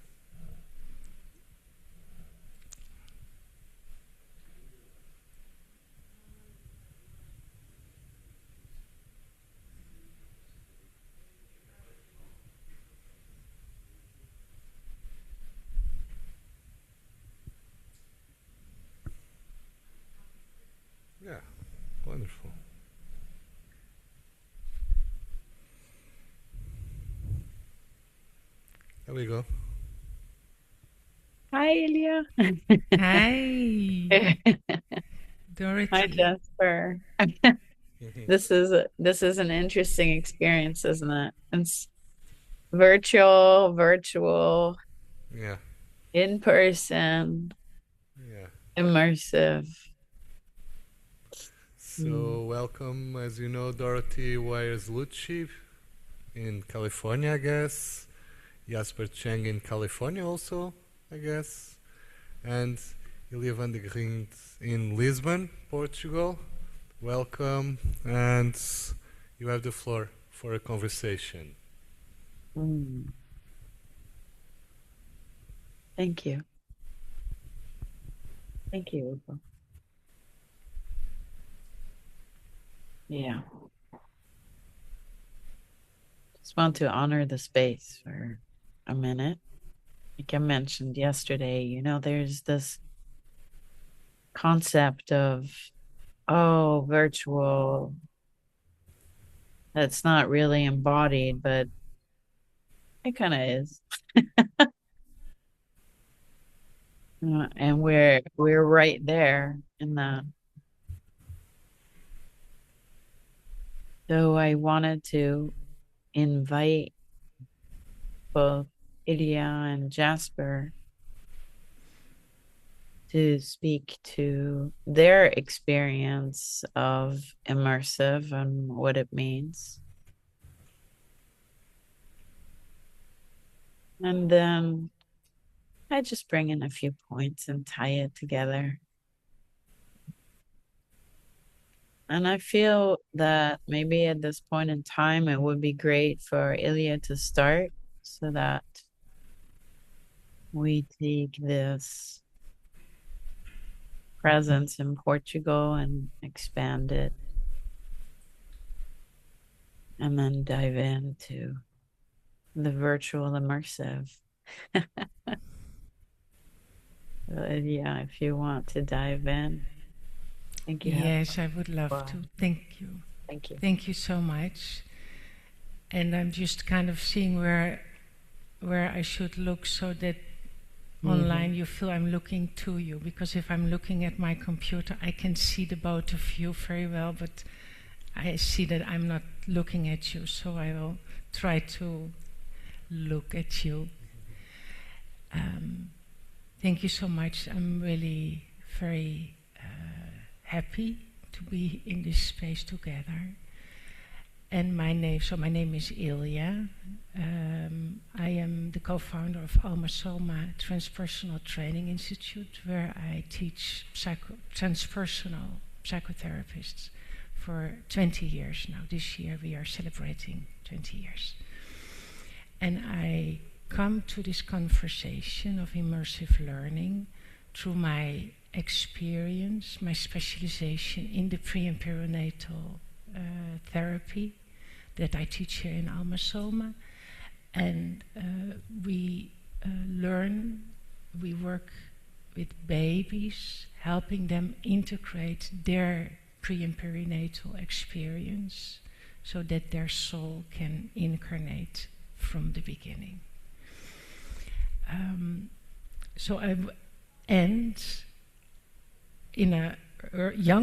When I started, I studied business economy and leadership, so I bring those two worlds together. So I want to speak to immersive learning from the lens of the pre and perinatal experience, and also tie that to leadership and continuing with what Celeste brought, an invitation for leaders to be relational, to become relational beings, and the importance of that in this moment in time.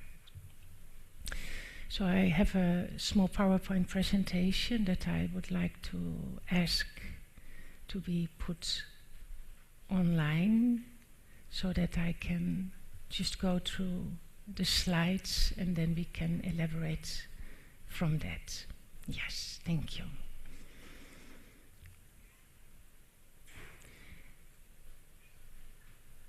Immersive learning.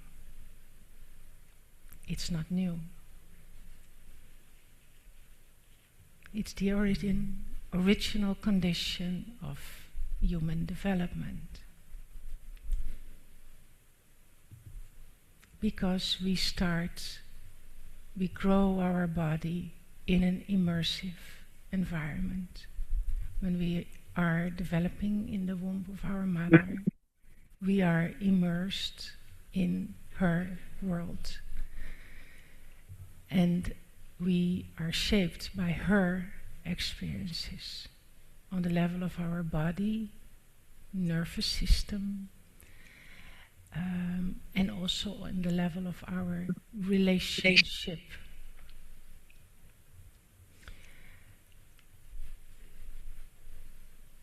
So before we even have cognition and developed brain, we are learning and developing in an immersive environment. And we heard about that today, very well elaborated in the first lecture.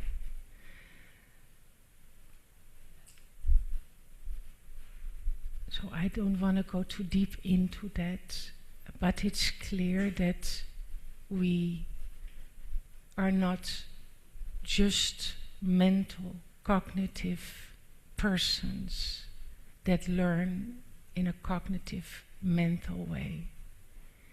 We learn full body, whole body and soul. And we bring that into our lives. Now, there's an important aspect that comes from when we look through the therapeutic lens, is that when we grow, and this starts in the womb, when we develop, we are impacted by the experiences that are in our environment. We are immersed in that. And those experiences, they can be overwhelming. They can impact us so much that our body and our nervous system feels this is too much information for me. We go in shock. When we go in shock, when our body goes in shock, our soul doesn't have a home. We cannot be in a body in shock. At that moment, we can say we stop learning. We stagnate because we can't take in more. The environment becomes too impactful for us. And in therapeutic settings, we speak about that. Many will know we have inner child, parts of us that they stagnated at certain moments in our development because we could not integrate the experience that we were receiving in that immersive environment. And this starts in the womb. This even starts, we really expand, and I know I'm in the right place to speak about that, before incarnation. We carry preconception shock.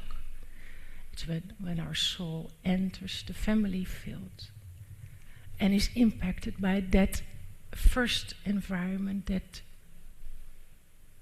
is our home, in which our body then will start growing.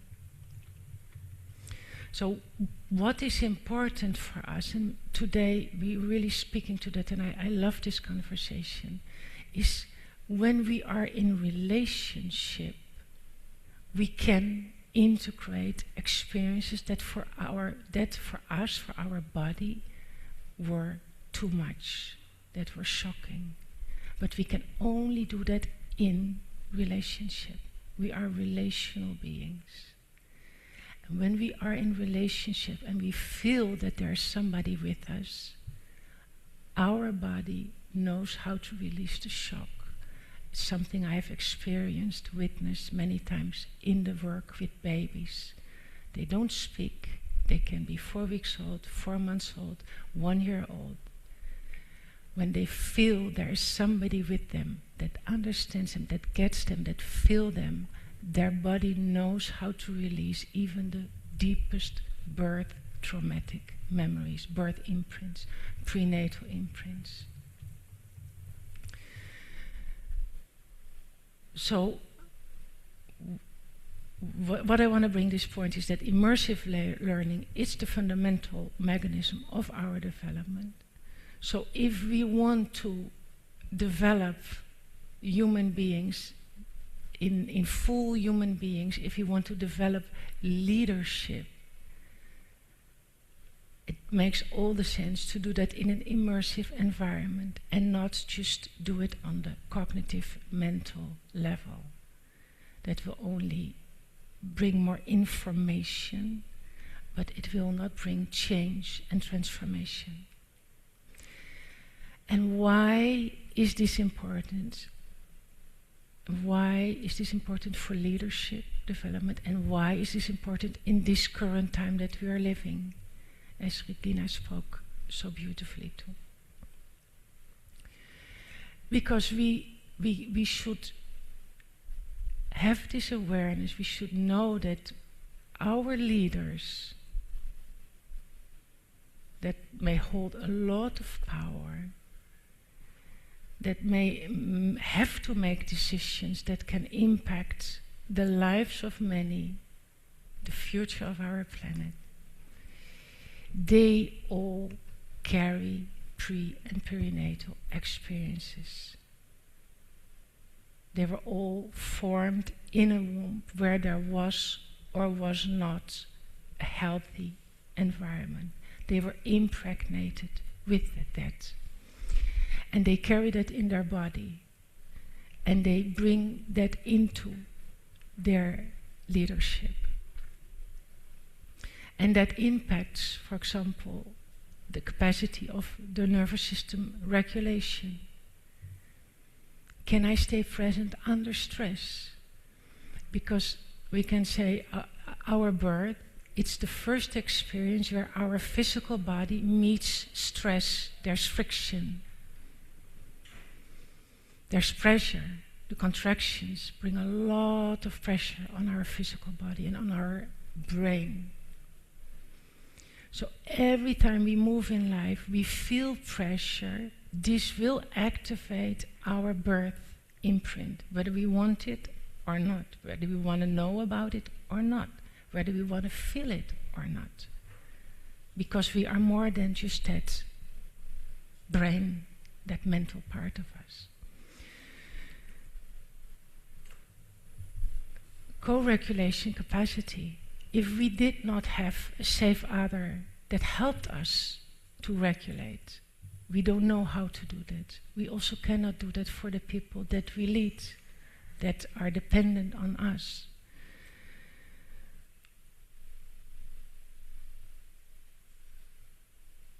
Relational safety perception is so important. If I carry in my pre-verbal memory experiences where I did not feel safe in relationship, where I did not even feel a relationship, I walk in the world unconsciously believing the world is not safe. I cannot trust the other. The other will harm me, will reject me, will violate me, will ignore me. And I bring that into every relationship I am in. And I bring that into my leadership, whether I want it or not. And I want to tie back to the first lecture of today from Dr. Amarillis. The mother-fetal diet, extremely important. As she shared, this starts before conception. When mother starts to think, to feel, do I want to become a mother? What I observed and what we know from pre- and perinatal experiences also in adults reliving their memories or reconnecting with that phase in their lives.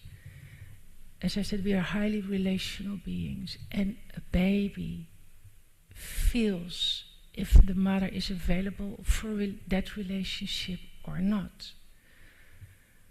So if there is no mother present because of maybe her own trauma, her own circumstances, the fetus will feel like there's nobody there with me. And this lack of feeling safe, not feeling another, starts in the womb. And we bring that with us forward. And if we did not have that safe other, we carry many, many, many experiences that we could not integrate. So where do I want to go with this? That many leadership challenges are nervous system, challenges related to the nervous system in relationship. And I want to bring in something that is very important that we do. Or I don't do it, but in the pre and perinatal psychology, there is something called womb surround. It's a process where people come together in a kind of recreating very safe relational space where they can integrate their pre and perinatal imprints. It's something developed by Ray Castellino, one of the pioneers in pre and perinatal psychology. And in the United States, there are some people highly specialized in bringing this work. And this is exactly tying it to immersive learning. So there's this environment that we can recreate where there is this safety, where there is this safe other, and where there is space and time for our body and nervous system to integrate whatever experiences we may be holding from that first immersive environment. So my invitation, my wish would be that leaders get the opportunity to, in this kind of safe environments, connect with their own pre and perinatal experiences, so they can really become that relational being. They can see they can be in relation with the others, and in the end with planet Earth, in a way that it's sustainable for all of us and for this planet. 1 minute. Good.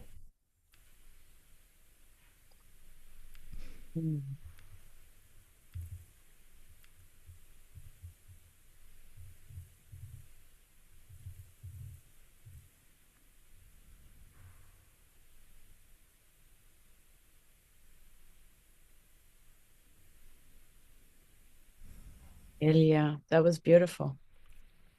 Did you want to add anything else? I don't. Dorote?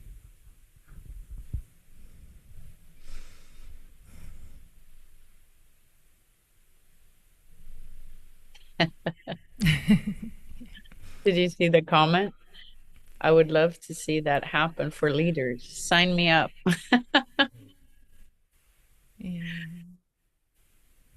Yeah, it's. Thank you, Kate. Kate is one of my teachers in this field. She's doing these womb surrounds. It's a beautiful work. And I think indeed, Kate, we spoke a little bit about it. I do believe it's time we bring this to leaders, to the world, to systems. This awareness that we are really deeply impacted by our pre and perinatal experiences. Because it's staying unaware of it, it creates a lot of damage, and we can all see that happening in the world. So, thank you.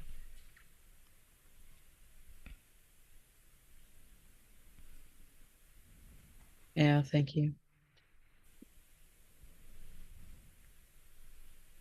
There's a complexity also to it, and I think that in general, as the world is, what is going on right now in the world is just bringing that need out to speak to this. And there's very often this concept for leaders that Oh, especially if it's leaders at work. We have different leaders, but leaders at work, like, oh, we'll be professional. We won't address this. In the meantime, you can't dissect from this or shut it out. So you're bringing all of this and you can't talk about it. So it creates a very gnarly environment, in organizations, wherever they are. There's something I always talk about with our students,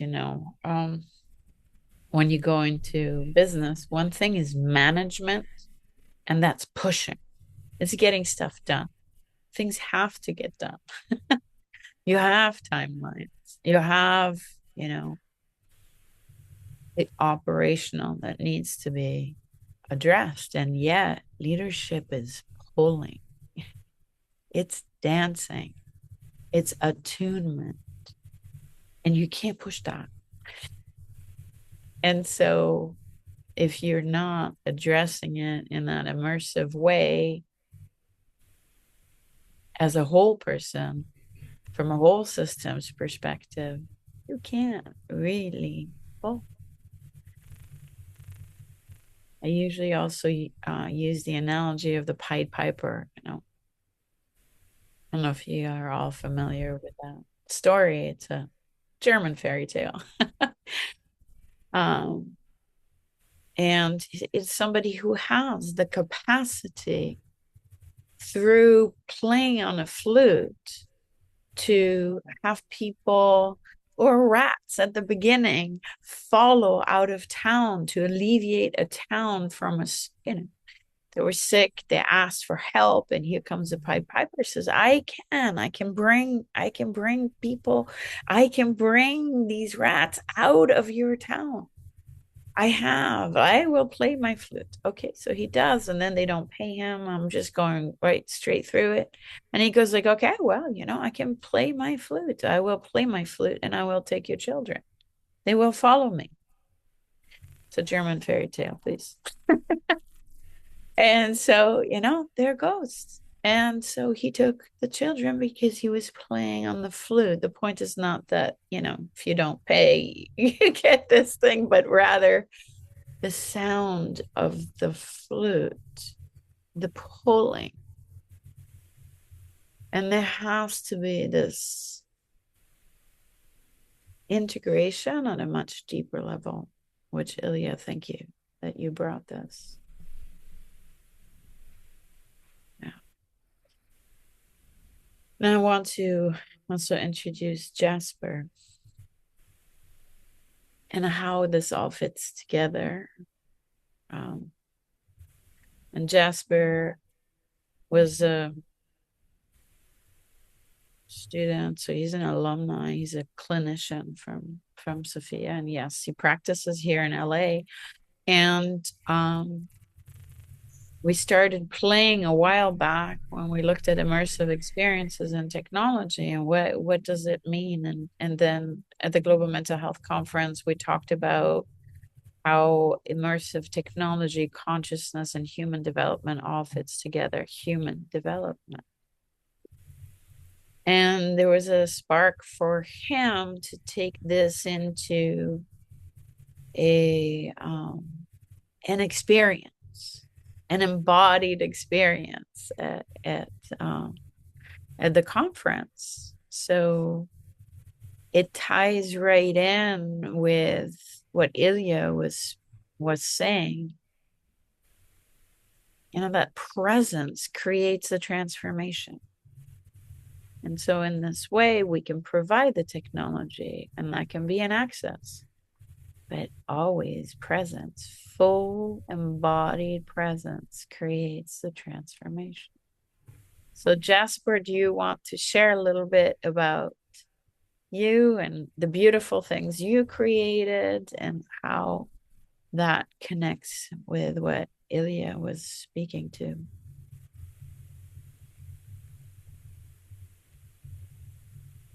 Oh, we can't hear you, Jaspr. We should have done a sound check.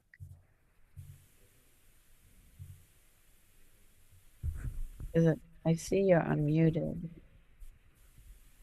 Can you hear me now? Can you hear me now? Yes. Perfect. Wonderful. Thank you. We're online. Welcome, Jaspr. It would have been much harder to do this just with signing, so glad my voice is online. Thank you, Ilja, for the work you're doing. Thank you, Dorote, for that beautiful introduction. And yeah, first and foremost, I want to say I'm a student of this work. I'm a devotee of this space that we're all leaning into and going into. I am a licensed psychotherapist, a transpersonal practitioner, an immersive artist, et cetera, however you want to label it. But this work started really personally for me. Before I get into that, I want to start with an analogy of what this really means for me. This work is really about learning, the difference between learning about a new place by maybe looking at the map, seeing pictures, reading about it, and learning about the history, versus really being there and immersing yourself in the sights, sounds, the smells, the culture, the people, and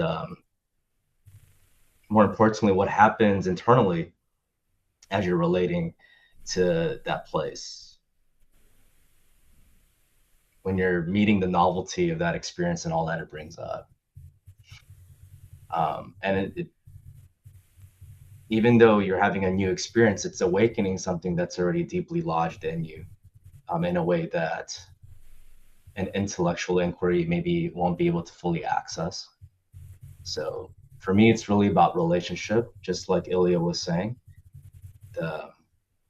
both the transpersonal and from the lens of maybe interpersonal neurobiology or embodied cognition. It's a relationship with the self, first and foremost, the deep aliveness that's there, that intrapsychic space, but also with the other as myself, and that deep connection that we have.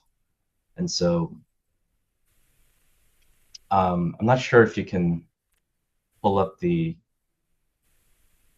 slides that I have, but if you are able to, great. If not, Jaspr, do you want to share them yourself? Because you can just share them. You press share, and then you put them on. Okay.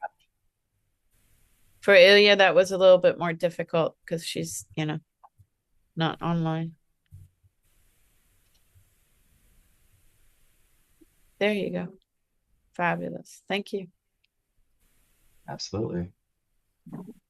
So I have this immersive art installation about the in utero and perinatal stages of life, and it launched at the Global Mental Health Conference at Sofia University in 2024. And what it really is, it's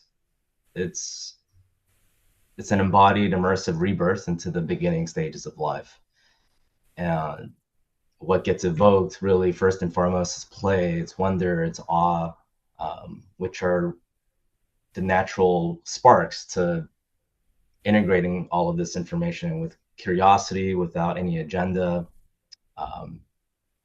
It's presence, really. And it was built with a lot of care, 8 years of incubating this idea, for lack of better words, went into it, so that people can really metabolize the felt sense, the unconscious, before explicit memories, before language started. I call it a modern expression of bhakti, a devotional type of creativity, immersive art as an offering, as a sacrament, giving direct access to what I call the holiest of holies, if you will. It's where words can't really reach. And so we use sights, sounds, and all of this really is an homage to maybe more shamanic or indigenous types of wisdom, where sound and rhythm and movement and direct presence, the community, the nested circles of community that helps people co-regulate and have attunement with one another in a slow, usually slow and deliberate way, although that rhythm and pacing can change depending on what gets accessed and what you are confronted with. And the way we created that, we immersed ourselves in, I would say, 4 senses. We didn't, really play with taste too much, but the sounds, there's vibrational attunement, there is a positive mantra playing from a loving mother to the soon-to-be born human, and it really mimics that primary attachment that happens while you're in utero, and perhaps even before. The visuals, I would say, is psychoaesthetic or even psychedelic in nature, and the visuals were designed to essentially bypass the analytical or cognitive mind, because we have so many assumptions with our sight. And so instead of creating more assumptions or more barriers, we wanted to actually ease that so we can drop into that deeper realm of knowing, that felt sense, that embodied awareness. There were some smells there that would elicit, smell being our oldest sense. It's directly connected to our earliest memories. It has an emotional encoding type of hour. It awakens implicit memory and also creates an enveloping layer of safety. And then, of course, touch, as we're actually physically going into this womb. There's something that's grounding and co-regulating through that comfortable contact. It's a really felt sense of that nurture. So we brought all of this together and created this multi-sensory immersion. So what it does, it really offers this safe yet direct access to, again, that deeper realm, that unconscious, the liminal space of maybe dreams or precognitive awareness. And it's spontaneous. You can't really strategize what happens when you go into the womb and you have a rebirth, and then you go through the perinatal period that we symbolize through movement and sound and healers that envelop you after you come out of the womb. And then you get a chance to integrate all of that. It's something about recognizing it rather than intellectualizing it that is really powerful in this type of learning. There's a felt sense, again, going back to the body and the somatic, that pre-verbal, that original, that primal level of intelligence that naturally surfaces through sensation, through imagery, through the impulses that you feel, and awakens memories. A lot of the participants that went through said, I got a felt sense of what it was like to be in the womb, and really brought forth this experience that they've always carried with them throughout life, but couldn't give any language or any frame of reference to. And so when they go through this experience, that got awakened, and that became more at the forefront afterwards. So we talk about that inner knowing. You can use words like proprioception or wholeness, innate wisdom, whatever you want to call it, but it's all pointing to the same thing, right? It's being held and witnessed, just like the womb, just like having an adaptive environment to spring from. And then after the rebirth, like I said, whatever gets brought up, it gets held, it gets witnessed, it gets transformed and alchemized. And hopefully whatever isn't supposed to align, or whatever doesn't align with the original design of your life, of your purpose, if you will, it gets released in the loving space of community. And there's, for the next installation of it, there will be movement healers and sound healers, and again, this nested circle of support that will receive you as you come out of the rebirth. I guess I'll share a little bit about what the video, tiny clip of what it might look like in the womb that was created.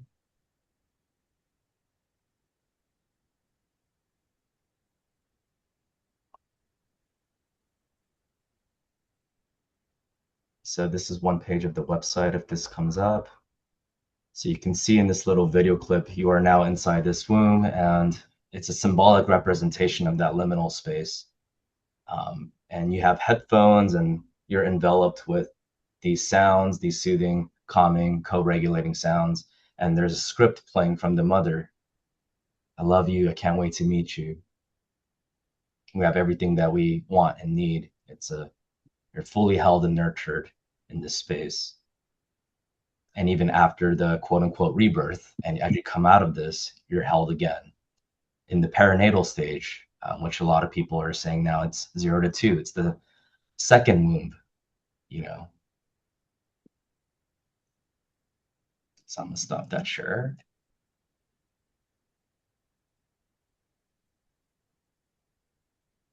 This kind of learning, this kind of experience, there's also this confronting or there's a confronting aspect of it. But when I say confronting or confrontation, I really mean making contact.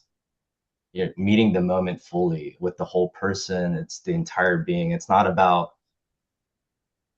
confronting in this aggressive way. It's also not about eliminating fear or discomfort, but eliciting empowerment and eliciting the courage to meet it fully. And it's that alchemical process that really makes it transformative. So it being an art installation, that's what's stimulating about it. That's the hook and pull. It's what gets you intrigued, maybe, and gets you through the door. It's quote unquote the thumbnail of experience, if you will. But what is really transformational is what stays with you. It's not just what surfaces. It's not just what gets stimulated, but it's what stays with you, the impact that it has. It doesn't just spark and then you start creating concepts around it. It becomes a part of you. It gets digested, becomes embodied, and then that force emanates throughout. And it continues to offer its lessons.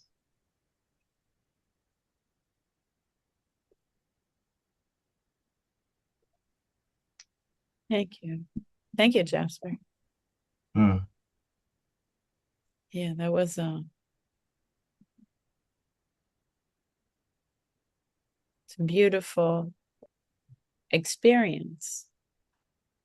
And it is about bridging it all. And I feel like we should mention also that it came out of a curiosity with technology that virtual reality might be able to hold all of this for people and people experiencing virtual reality from an embodied perspective, which might not sound quite right, but it forces you into some embodiment.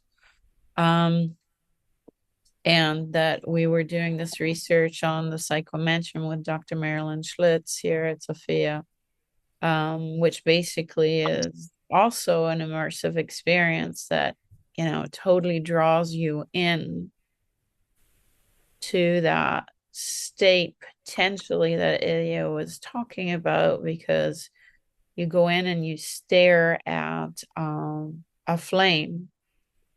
And you go in with an intention and reconnect. And we had a room and then a virtual reality experience, and we compared the two. And we found that the virtual reality experience is actually incredibly powerful. And that the room, of course, is as well. So for you, that experience of the womb and this, you designed it absolutely beautifully. And like, hopefully we get to translate that into this immersive experience. So connecting back to Ilja and bringing all of this together is, are we able to access these states that Ilja was mentioning? And yes, I do think that it's absolutely key that you bring out whatever teachings you have around that now. May I add that in a nonverbal way, if we provide immersive experiences in a room. I mean, this can be go into architecture, and I know we had talked about that in many of our conversations with Alma Soma, and design in room, nonverbal, verbal, all of it brought together.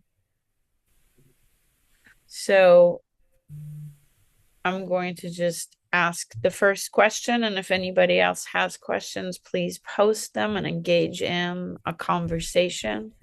And for Ilja, I wanted to loop back to what you were saying. So how do you see embodiment changing the way we approach education, human development, and leadership today? And maybe just lean in a little bit more to all that you shared with us.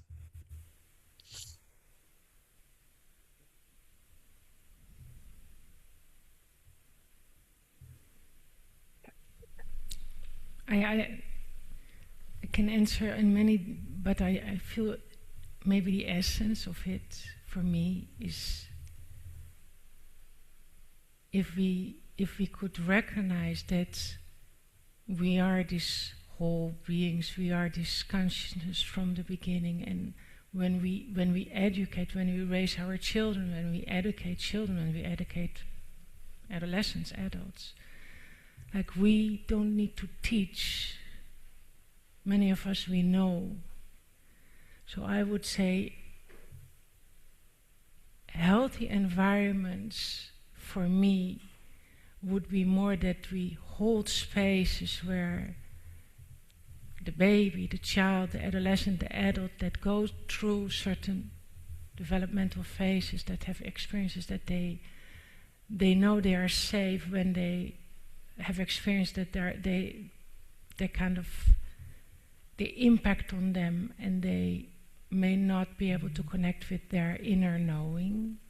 But for me it would be to create that kind of spaces which would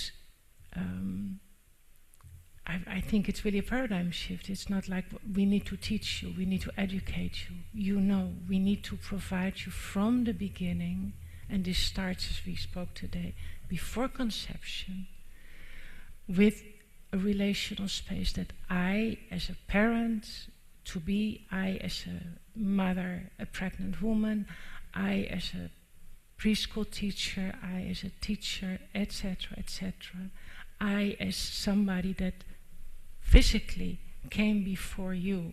So my physical body is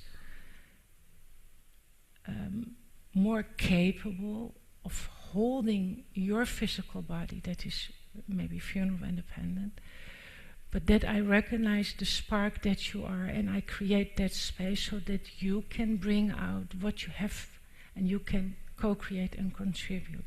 I would, my vision goes in that direction. Thank you. Thank you. Yeah. So it does connect, right? With Jaspr. And Jaspr, I have one more question for you. And yes, there's something in the chat too from Melanie about the powerful, how powerful to provide such an experience, and what is your intention to spread this to more people? Yes, I think he's working on that. So, because this ties right with what Ilja was saying. So just noticing how beautiful this flow is, right? So you then, are able to maybe take the spark that she was, talking about, and leaving the space for the personal spark, and maybe leaning it into it more with your immersive experience design. And so for you, just a quick question. What makes an experience transformational rather than like merely stimulating? Yeah.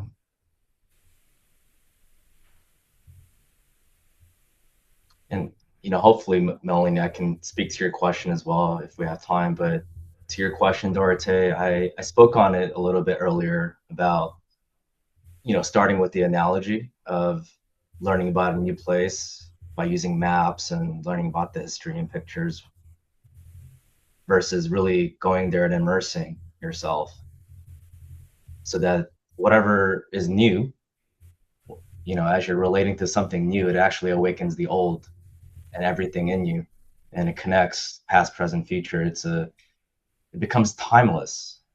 That's what's transformational, is that you can access it beyond just the moment, beyond just the information of it. It stays with you. It's truly embodied once you have an experience like this. Yeah. Sorry. No, it's okay. Rather than just reading about it or learning about it, all of that stuff is good. There is a conceptual framework even to my art installation, where the science and the research supports the immersive experience and supports the both the intrapsychic and interpersonal relational aspect of an experience like this. And then you can go back to it without being there physically once it's a part of you. And that's what's transformational, is that it keeps giving life. And to tie it back to the psychomantium, how could I forget Full Circle? That is one of my first immersive experiences ever with VR, and it's beautiful that it came through my alma mater. But that one is about grief and death, which then gives you more access to life. And so full circle, going back to the very beginning of life with this prenatal work, perinatal work, but also incorporating the idea of memento mori, that this is all finite, and yet it reemerges, as humanity continues. So on a social level, what embodied learning, immersive learning, it gives participants access beyond just academia, beyond just the intellect. It's wisdom beyond the gates of the mind or the cognitive. So it has broad socioeconomic, broad cultural implications. We're trying to plant this in the zeitgeist, and we want to let people learn in the most natural, primal, exciting, and effective way. And then this goes into conscious marketing and the proliferation of what's much needed, concepts and tools for the collective, thinking about like Darshan Narvaez's work with the evolved nest and awakening this implicit wisdom that we all have that's deeply lodged in us. So it's a dissolution, it's an alchemical process. I don't want to use all these different words, but it's, again, pointing all to the same thing. It's to that deep place that we all have access to, but don't quite know how to navigate, because we're trying to strategize rather than just be, confronted with it in a safe, nurturing, yet direct way. So the art first, and then reinforce that and replicate that through genuine scientific inquiry and research, and let it grow like a cell grows. Thank you, Jaspr. Yes. So just finishing this beautiful session, and really in appreciation to you both. Feel like we were just able to touch upon it, and there's so much richness there and more to explore.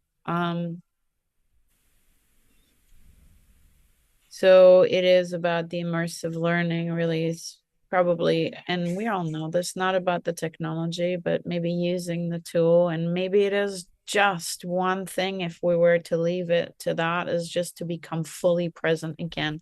And that means fully present in the way that Ilja addressed, in the way that Jaspr sees, with ourselves, with each other, with the environment, and all of the deeper dimensions of the human experience. And maybe that is just the one most important leadership capacity of the future. So thank you all. And yes, Ugo, we're moving on. Thank you for your timekeeping. Thank you, Dorote. Thank you, Ilja. Thank you, Jaspr. And great talk. Thank you, all of you. And we shall proceed with Ethelite's intervention. And Dorote, I guess you have an announcement to make about Ethels? Yeah. So do you have the recording, or do you want me to play it? You can play it, I guess. Okay. So Ethel is one of our alums, and she has specialized in very many things. So she did her PhD, and she's really focused on love, and how that allows us to connect to each other. She, however, started her journey in communication, in verbal communication and expression, and this is that part of her discovery journey. She wrote a book about it. She created a system. She was very curious about, how do babies communicate? How is it possible? What do we look for? And she really meant to bring this in as a map for interpersonal communication with babies. So I'm going to share this, and I'm hoping that it will work just fine. Bear with me 1 second. And here we go. Let me know if the sound is okay. Hello, everyone. My name is Dr. Ethelite. I'm here in Beverly Hills, California, and I'm representing Sofia University. I'm presenting one of my fascinating subjects is how babies communicate with their body, how they use their body and gestures to communicate. So hello, Portugal. Super excited. We're going to talk about how babies actually speak using their bodies. Some people call me Dr. Love. In 2003, I started baby sign language. Many people blame me that maybe children are not going to speak fast. They told me that I am crazy, literally, but I continued what I love the most, researching communication and love. My first book out of the 5 was the one on your left, You Are My Sunshine, which talks all about how babies communicate, not necessarily with words. Since then, I published 5 books. The last one is also Baby Sign, and it's in cooperation with a publisher in England. I also have an app about baby sign language. I have 3 music albums, and this year I was also in TED Talk. That was my dream, and I never knew what I'm going to talk about. I just knew one thing. I want to talk about how people communicate. I want to talk about how people actually don't communicate. The main thing in the world is people not communicating, wherever you are, in home, in workspace, in romantic relationships between bosses, families, sisters, siblings, since that was something that I inspire for and I always talk about. TEDx chose me to talk about communication between couples. Unbelievable, but my TEDx is now more than 5.5 million views, and it voted to the 2nd most popular TEDx talk. I'm very humble and really excited. One more thing that happened this year is that I got my Portuguese passport. I'm actually a citizen of Portugal, and I'll be more than happy to come and visit you in the university one of the days and see these incredible things that you do. So let's start with what if communication starts before language? As you know, people communicate in many ways. How do you communicate beside words? So let's talk about what are words. Words are pronunciation. I'm speaking English, and I actually know 5 languages. I was born in Jerusalem, Israel. I'm a holy chick. That's how I call myself. But I live in America most of my life. I know Hebrew, English, obviously, and I also know Arabic. I was in the Israeli intelligence when I was younger.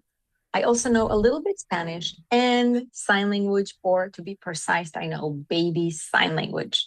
When a baby is born, how they communicate. It can speak because that's actually muscles that we develop. In order to speak, there are muscles that we need to create. For example, everyone, do it with me. Are you ready? Please say the sound. Let's do it together. What do you use to say? You use your teeth. Now, let's say oh, the sound oh, and it doesn't matter what language, it's just the sound. You use your tongue. A baby, when they're born, they cannot use these muscles, just as they cannot crawl, they cannot walk, they cannot eat by themselves. It's all muscles. All the muscles in the mouth really have to work hard. They really, really need to communicate with you. All of these pictures that you see now are actually unexpressed communication. Not only babies and toddlers do that, fortunately, also adults. When someone cannot convey what they want and what they need, it doesn't matter if they're a baby, a toddler, or otherwise, there's a lot of frustration.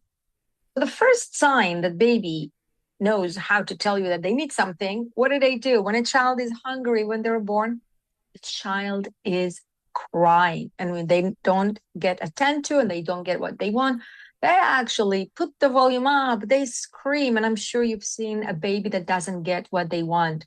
They're really, really frustrated. It's not only with crying. Their body is actually saying to you, I am frustrated. You can see by the shoulders, you can see by the facial expression, you can see everything in their body that says, oh.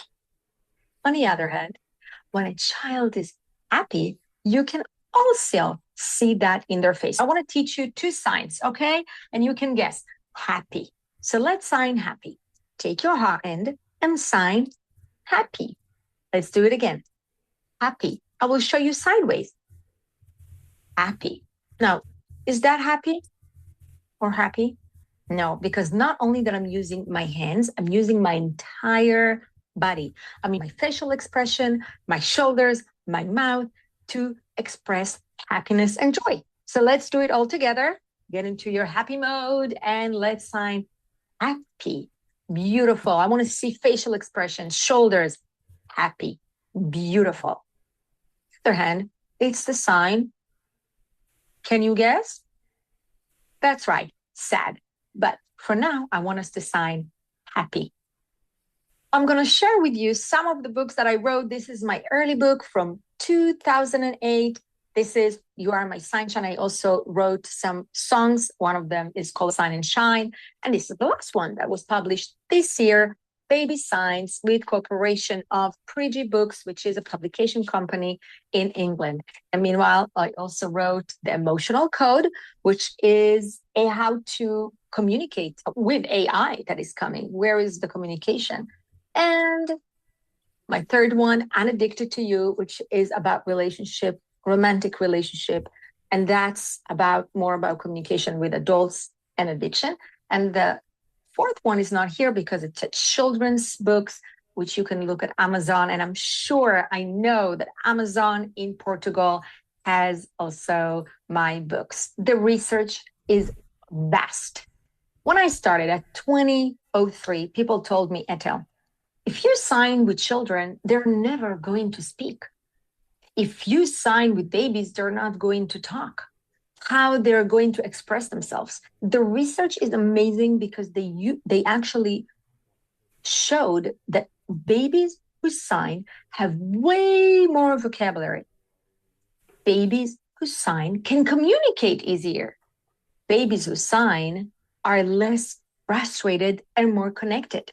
Babies who sign can actually read faster.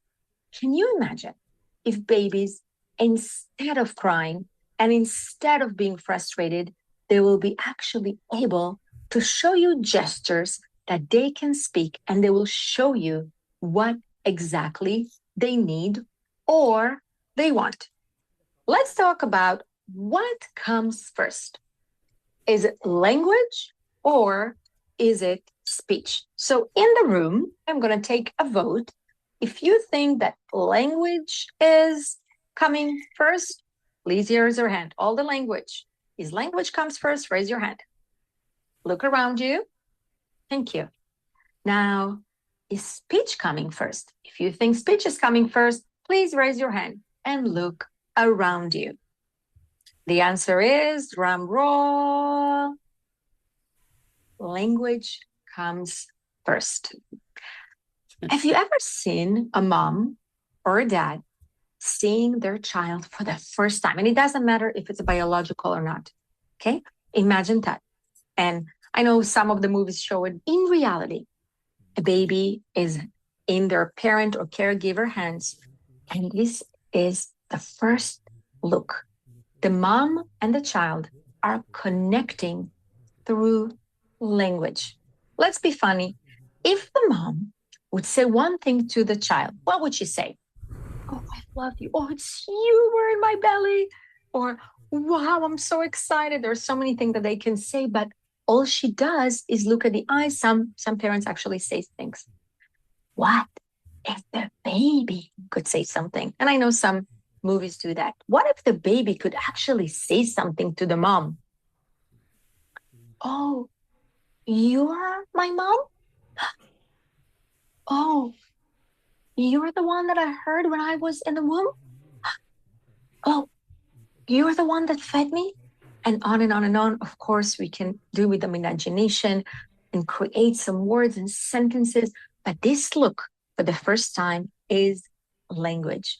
And from here, we can continue because there's so many forms of language between babies and their caregivers that do not even have words.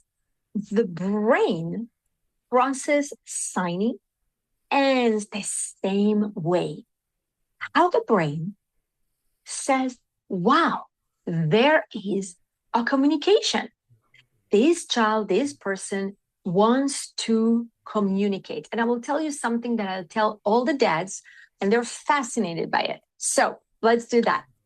Is signing comes from right or left side of the brain. So I'm going to sign right. This is right. This is the letter R, and this is left. This is the letter L. Okay, tell me, is language comes from the right or left side of the brain? Let's see. What do you think? Can you please raise your hand and tell me? Language right, raise your right hand. Or language comes from the left side of the brain, left. Can you please raise your hand? Actually, language comes from the left side of the brain. How come? The right brain, as you know, is everything that is imagination, creation, like art, like dancing, like music. Left brain is anything that is exact. For example, physics, chemistry, anything that has rule. So how come language is from the left? Language has rules.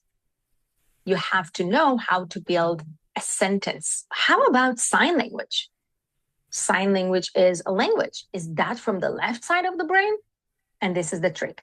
Since sign language is a visual language, anything that is visual comes from the right side of the brain, but it's also a language. It stimulates at the same time right and left side of the brain. What happens to baby's brain? Baby's brain actually grows. More synapses are creating.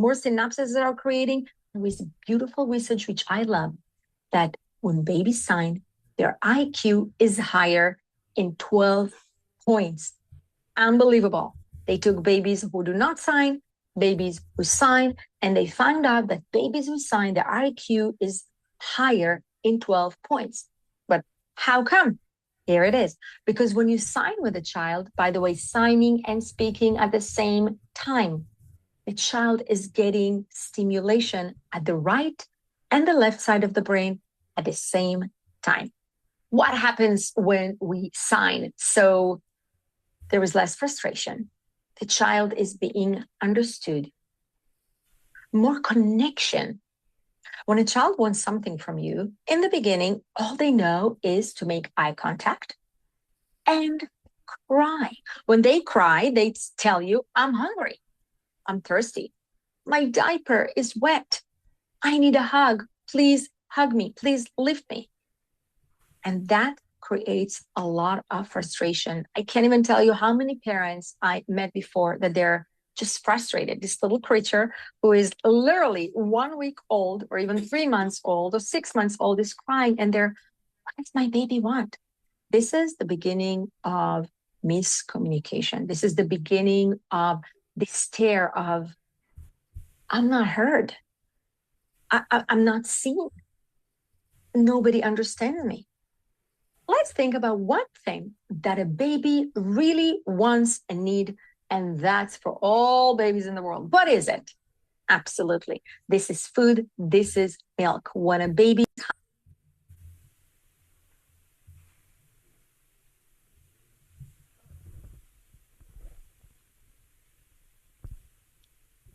There's sound.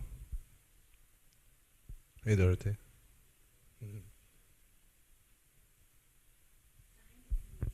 Sign language now, yes?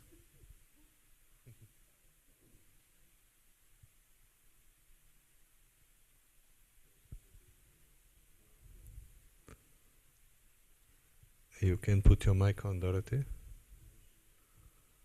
The child doesn't need to cry. There we go. They can communicate milk. Immediately, there is more connection between the parent, the caregiver, the adult, and the baby. The child learns how to emotionally regulate themselves in a very, very young age. And my favorite is trust forms faster.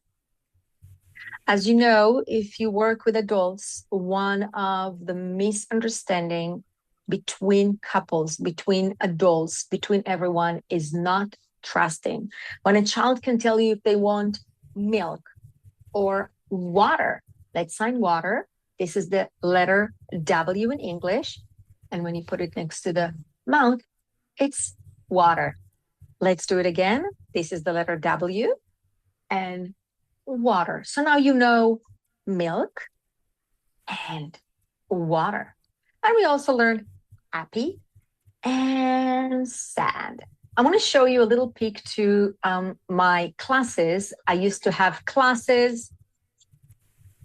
I would have had no idea how to teach her.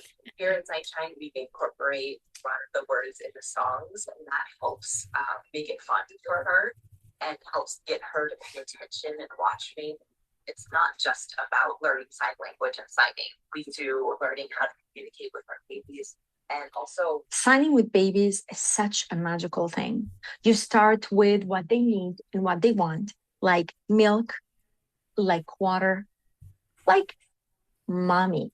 Everybody, let's sign mommy. Open your palm, tap, tap, tap, tap on your chin. And I know that you're going to sign for me, daddy, because in sign language, this is the feminine and this is masculine. So if this is mommy, you think is daddy. Daddy. Let's sign daddy, daddy, mommy, and daddy. Now you gonna sign for me, grandpa. This is grandma, grandma. Okay, 2 generations, grandma.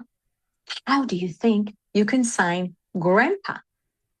That's right, on your forehead, grandpa. So you already know 6 signs. Baby sign language is exactly like sign language. It's based on iconics. What you see is what it is. Like happy. That's right. Like baby. Let's sign baby again. Baby. Beautiful. Let me share with you a little bit about sign language. Sign language is not a universal language. There is American Sign Language, American Sign Language, ASL. There is Hebrew Sign Language, French Sign Language, Portuguese Sign Language. There is a Portuguese Sign Language. When I base my baby sign language, obviously, please take it from the original American or Portuguese Sign Language to be respectful for the original sign language. I highly recommend not to stop signing with children when they are babies. The reason why I took classes at Sunshine is because I don't think I would have had any idea of how to teach her. Here in Sunshine, we incorporate a lot of the words in the songs, and that helps make it fun for her and helps get her to pay attention and watch me. It's not just about learning sign language and signing. We do learning how to communicate with our babies and also kind of child development. My name is Sandy, and this is Rooney. She is 13 months old now. When we started, she was 5.5 months. The signing, for me, from what I had learned and researched, was one of those methods that would help me encourage and help with the developmental skills, both fine and growth motor skills. And I was a bit concerned about certain delays, but signing has definitely not only helped her stay on track, but in many of the tests that we've done, she is actually doing way better and surpassed her skills. I wanted to teach Rooney signing because my understanding is that babies can learn to communicate a lot sooner than they can learn to speak words, because it takes a lot of coordination to be able to speak with their mouth, but they understand and can communicate with words a lot sooner with their hands. Two reactions. One, they think it's great and then interesting, and they told me, like, once you learn, just teach me. Second, they said, no, you shouldn't, because it's just going to confuse the kids. In the beginning, people were kind of skeptical about Layla learning sign language because they thought it would delay her speech, but it actually sped up her speech. Being Latina, it's not very something common, but they get very surprised and they get very intrigued and ask me why I'm doing it, and then they actually understand, like, that's actually a great choice to sign with the baby.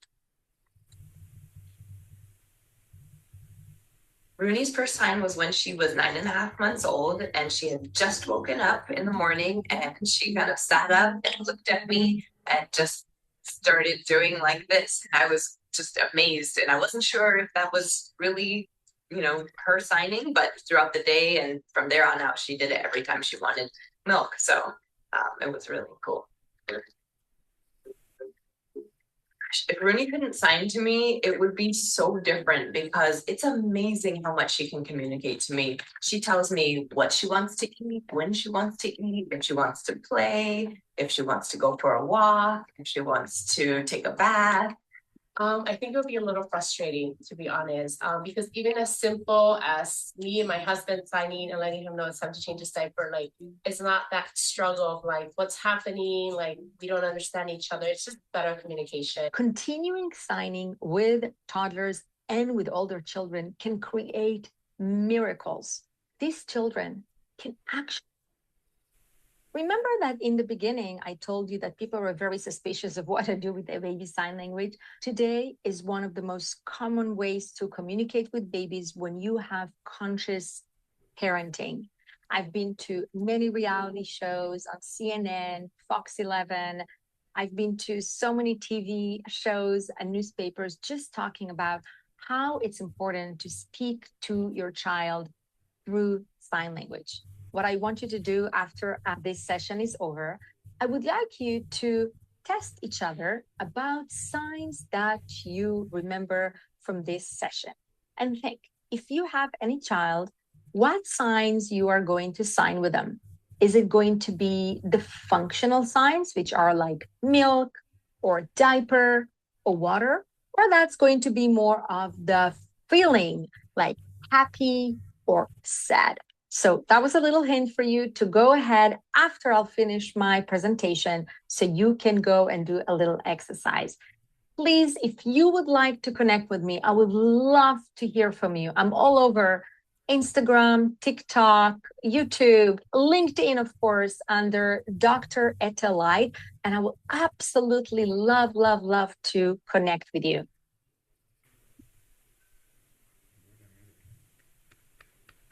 Here we go. So that was Etel, Dr. Etel. She is passionate about this, and she brought in her wisdom in little pieces, and we thank her. And yes, unfortunately, she was in a place where she couldn't access Wi-Fi, giving a retreat now last minute. So I think that I hear from Central that there is a possibility of moving on now. So Hugo, the floor is yours. Okay, thank you. Thank you, Ethel. Thank you, Dorote. Maybe we shall go to the final panel, to the roundtable. Yes?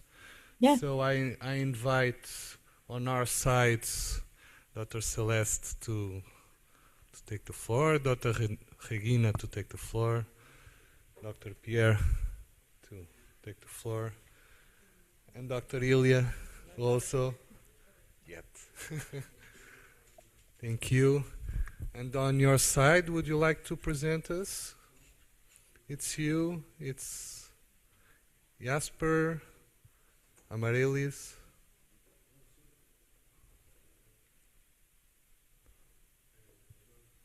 And oh yeah. So let me see if we can. Well, when you say it's you, you mean me. Yeah. Sorry. Yeah. I'm like, I'm not sure who is where and what. I'm just trying to. Yeah, Jaspr is here. Let me see, Amarillis, if she wants to jump in.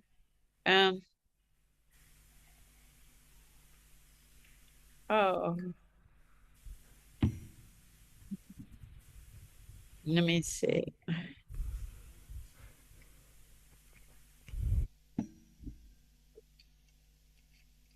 Amarillis, right? Yes.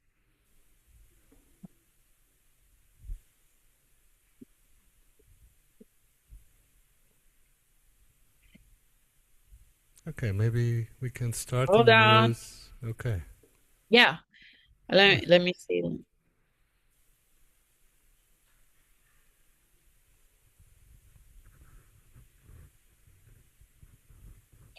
Okay, I don't know if she was prepared to come in, but Jaspr is here. Now, yes. Now, Amarillis. Oh, okay. So, on the round table of this final session with Sofia University and EUROTAS here in Portugal with AlmaEurotas, this round table, the topic is Peace, Birth, Balance, the Womb as the First Ecology of Leadership. So I would like to ask, for example, President of EUROTAS, Dr. Pierre Luigi Latuada, about this topic, Peace, Birth, Balance, the Womb as the First Ecology of Leadership. What are your thoughts on this? I am sorry, but it's about 1 hour and a half, 1 year and a half, that I can only speak about triunity. Is this as a sort of, I don't know, magic? I am into this enchanting, because if the more I think, the more I see that I can find answers related with several topics, in this case, this topic, into this map. Think to the circle, which is a metaphor of the... No. First, this to me is a grammar of the human experience.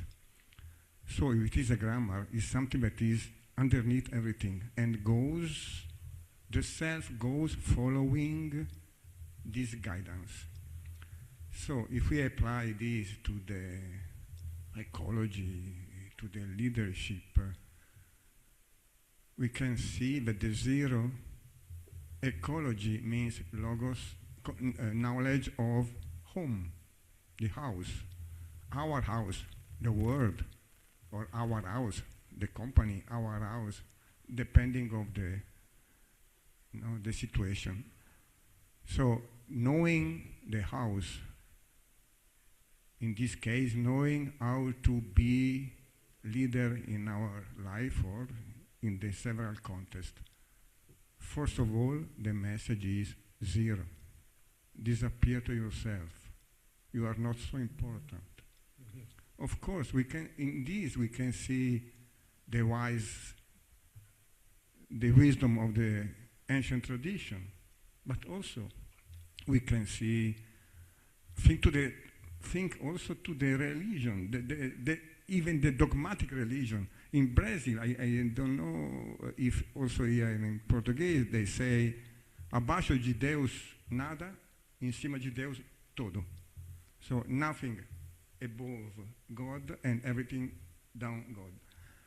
This, if you want to call it God, if you want to call it self, if you want to call it zero, if you want to call it Atman, Nagual, if you want to call it Tao, if you want to call it in the physics, the chaos, the emptiness, or the chaos, any way you want to call it, we should not avoid to face the zero and to remember we need to pass to the zero.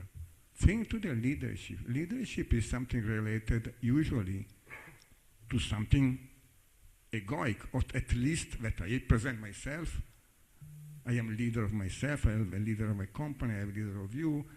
And this, of course, is one of the main situations where we are challenged by the ego, being leader. So, the more facing the leadership, we should remember, give up. By giving up, you have to tolerate uncertainty. If I give up, what's happened? Who I am if I give up my skills, my image, my strategies, my goal.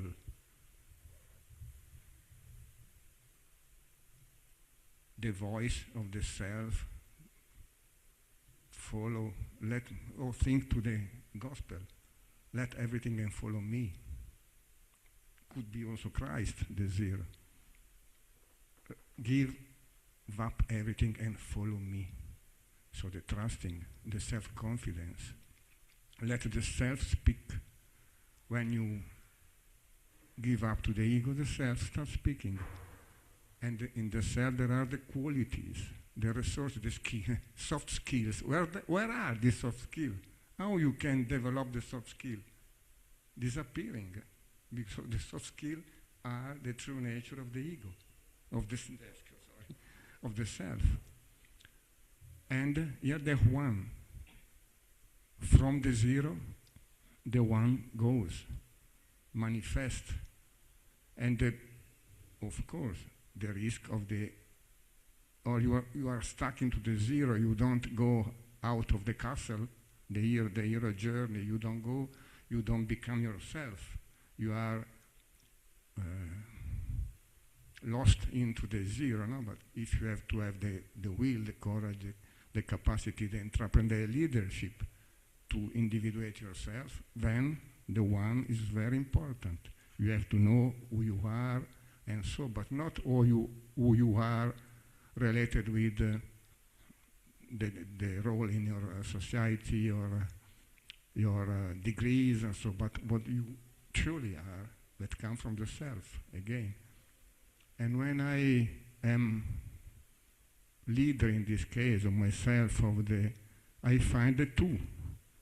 The two could be my own shadow first, so I should face, if I want to be a leader, I have to face first my own shadow. And then the world, and then the task I have to face. It is in the contact, at the moment of the contact with the otherness, that I am challenged to master my leadership. And in this case, I have two options, at least, but reduce it to two.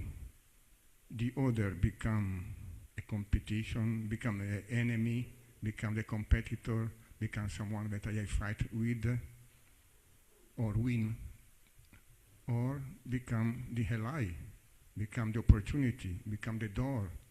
Instead of the wall, become the door. And so, be leadership. Leader means, in this case, be compassionate, all the qualities related to transcend and include the other. Me and you in a field. The field is always the zero. Remember, when I find you, I can be lost in you. I can want to manipulate you. I may want to win with you. I may want to use you, or I am dependent of you. But if I remember that everything between me and you is happening in the zero. Is always the self working. If I remember this, then the qualities. From where comes the compassion? From where comes the capacity to empathy, to see that you and me are one? By remembering the zero, the feel, the quality are there. And when we do this, here the three happens. Me and you are one. And this is mastering, this transcending and including, which I call the father mode. The two is always one. By this making the two one, here we disappear again into the zero. And this 0, 1, 2, 3 is not first the 0, then the 1, then the 2, and the 3, but it's happening here and now always, because the metaphor of the self is no space and no time. The self is being, is not becoming, or this becoming is always happening into the being, into the zero. If you are aware of this, we can master our life, and our leadership become natural, because we are connected with the source itself of the quality, which come from mystery, God, self, essence. Who knows from where come? But we can experience this. We can do as if. And we are used to say that we have to start from within. Perfect. But this within is without. The more we enter inside, the more, everything is, we find everything. We find the other. We find the field, which is not me. So this, again, we have to work within. But the more we work within, the more we enter in contact with the without. Means the transpersonal self that works to us and bring us this and now I finish. And this transpersonal self is holotropic, is a complex adaptive system. The living system means goes to the unity, go to the harmony, is the archetype of the unity that is here. So the more you give up the goal, the more the goal, the goal, the objective, the result, the outcomes are always a collateral effect of being in contact with our true nature. But if you think the leadership, usually the people as the goal have to show something, have to reach something. This is not following the triunity that, of course, is one of the metaphors of many of the wise traditions in the world. Thank you. Thank you, Pierre. Regina?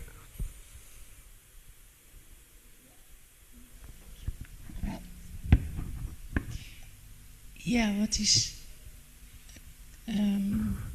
is coming to me, kind of bringing it all together, is the importance of relationship for us to feel safe, to be who we really are. And where I feel we well, my hope, my invitation is to start relating to our babies before they're even conceived. So what's coming is this, the importance of not only prenatal bonding, but preconception bonding, meaning that when we know we would want to conceive a baby, we connect with soul and we enter in relationship with the soul. So that there is that relational, there is an environment that is safe for the soul to come in, so that whatever the human form that starts developing as of conception, whatever experiences it is meeting in duality that may bring shock to the body and the developing nervous system, can be integrated because the relational field is already there. And in that way we can support the babies that are coming in to stay connected with that spark, to remember, to keep, it's not about losing, I forget who I am and then I do the process to remember who I am. It's possible for souls to come in without losing that awareness of who they really are, or to regain it very quickly. Baby therapy. So my invitation is that we start bringing this awareness and this possibility, and so we create a safe environment for our babies from the beginning, so that higher knowing that those souls can bring in, can transform, and can also inspire or help us, that in our physical body we may still be holding shock and trauma, to really work through that so we can be as safe relational containers for souls that are coming in. So we co-create together. I don't know what to say, because if you say better, because I think in the end it's already beautiful. We are also living there. We are part of that beautiful something that unites us all. Yeah, I think that are my words, my thoughts for now. Thank you.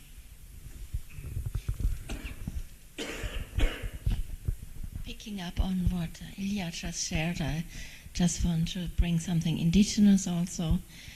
Some of you might know that in several African traditions, when a couple want to receive a child, that the woman will go on a vision quest in the forest and sing, and she will sing as long as until she feels she has received the song of that spirit of the child that is willing to incarnate in that couple and in that body. And why I cite this now here, to bring that question from Hugo on embodied leadership to such a level, to say, and of course what Pierluigi touched also on, whatever you might call it, divine Atma, Nagual level, the web of life, the source of all. If I think also about all these talks that we now had for the Sofia University panels, bottom line, what I would like to emphasize, like a conclusion, and also looking into the current global world crisis and my concern for the future generations, that I would say we need to bring what we of course try in the transpersonal field and other fields. We need to bring back that sacredness of life, that these mysteries of life, and to lift them and embody them, and from such a place to come to levels of inner authority, environmental agency, and then also embodied leadership in such a web of life. I believe this is needed, and I believe this is possible, and I believe that we are incarnated in that moment of time. It is an opportunity, actually, out of this crisis that the humanity on planet Earth has the opportunity to evolve on a further level of consciousness, of remembering the web of life and with all its mysteries, and to be in such a way in service for future generations, especially also including really the dramatic developments of artificial intelligence and quantum computing. I feel that all of us that are incarnated right now on planet Earth, we came to take this responsibility to create life-serving futures. Thank you. I keep thinking about the mothers and the lack of choice that the mothers feel in our society, and it's very clear that this is happening, and how that carries into these babies that are being born, and in the womb, these children are feeling the mother's lack of choice, the mother's inability to say what she wants or desires, or for her to incarnate fully. So I keep being reminded throughout everyone's speaking how important it is for the mothers to heal and truly understand how to incarnate into themselves, to bring that into the children so that they can actualize their full incarnation and be divine beings, be all of that is possible for them. And that's where the social and the integral personal development is so important to the whole picture of divinity and the cosmos, because we live here and we need to honor that in our spiritual quest for allness, right? And I believe that we have to break that cycle of people not being born into the safety to express who they truly are, because they cannot fully actualize unless their bodies, their people, their personhood can fully actualize. So I think that mothers are the beginning of that. And we are all come from mothers. Every person comes from mothers. And those mothers are influencing us in the womb and into our lives. And we've been discussing that with every single person that is speaking throughout this conference so far. And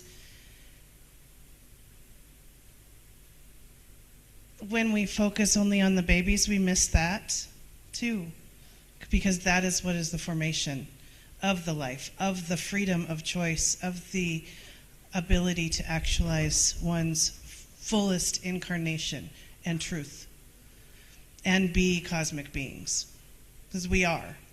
We just get trapped in this cycle of not being free. So, yeah. Thank you. Does anyone, our fellow friends in US, want to join in? Your thoughts? Yeah, sure. Let's jump in. So we have Amarillis and Jaspr here with us, and it's great to hear you over there in Portugal. I wish we could just all get together more easily, you know, physically and hang out. Speaking of all these embodiment pieces, I feel, you know, how Pierluigi started with this I mean, really, basically, you know, speaking to embodied transcendence is a good place to also land with everything that you have all been saying over there. It's an ability to maybe keep our personality, our egos, and at the same time understand that there is a wider field that is asking us to act, to connect, to integrate, to have a relationship with. And I mentioned it quickly yesterday. I mean, we're in a womb, you know, it's Mother Earth. I mean, it's not like we left the womb entirely. We're in a womb, it's just a bigger one. And we're all in it and we're a part of it. And so, you know, these interrelationships are a part of that. So, oh, that's a big field. And so when we speak of non-egoic, this embodied transcendence just means also being aware of the fact that there is something that wants to appear, that wants to be related to, that maybe we can't put our fingers on, whatever we call a participatory spirituality, like or we say the Tao or emergence or whatever we call it. And so at some point in time, we're having a dialogue with that, and we may not like how we have to show up. Like we might not be in agreement with it. Like our egos might not be in agreement with it. Never mind shadow. That's the next step, right? Because maybe we're not conscious of that, but this is what needs to be done. And there's a deeper dialogue. Yes. And I agree. Earlier, like you were mentioning, there's a pre there's the pre, but is it really the pre, or is it the post pre? And then we have the post, right? So then we go into, like, as we were saying, with the death and the, you know, the psychomantium that Jaspr also mentioned again. And it's like, well, we can also start setting intention to our ancestors, and that goes right into what Regina does, right? And then, like, yes. And we set the intention and the connection to the ancestors because we're in the post-pre, and then we get into the pre-pre.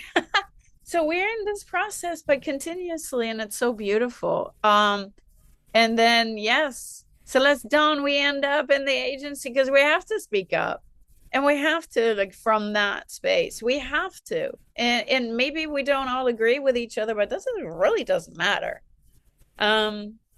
Because that's the beauty of it. Anyways, that was a few thoughts coming from my side, and you know, language fitting in there, and expression and identity and social systems, rhythm, loving the rhythm. And maybe Amarillis, you want to jump in here, because you know, we're right back in the spot where you started, which was the pre-post, or post-pre, and then pre-pre, and you tried to weave it all together, and we heard you. I mean, this is like, it's hard to do that, but you know, that was masterful too.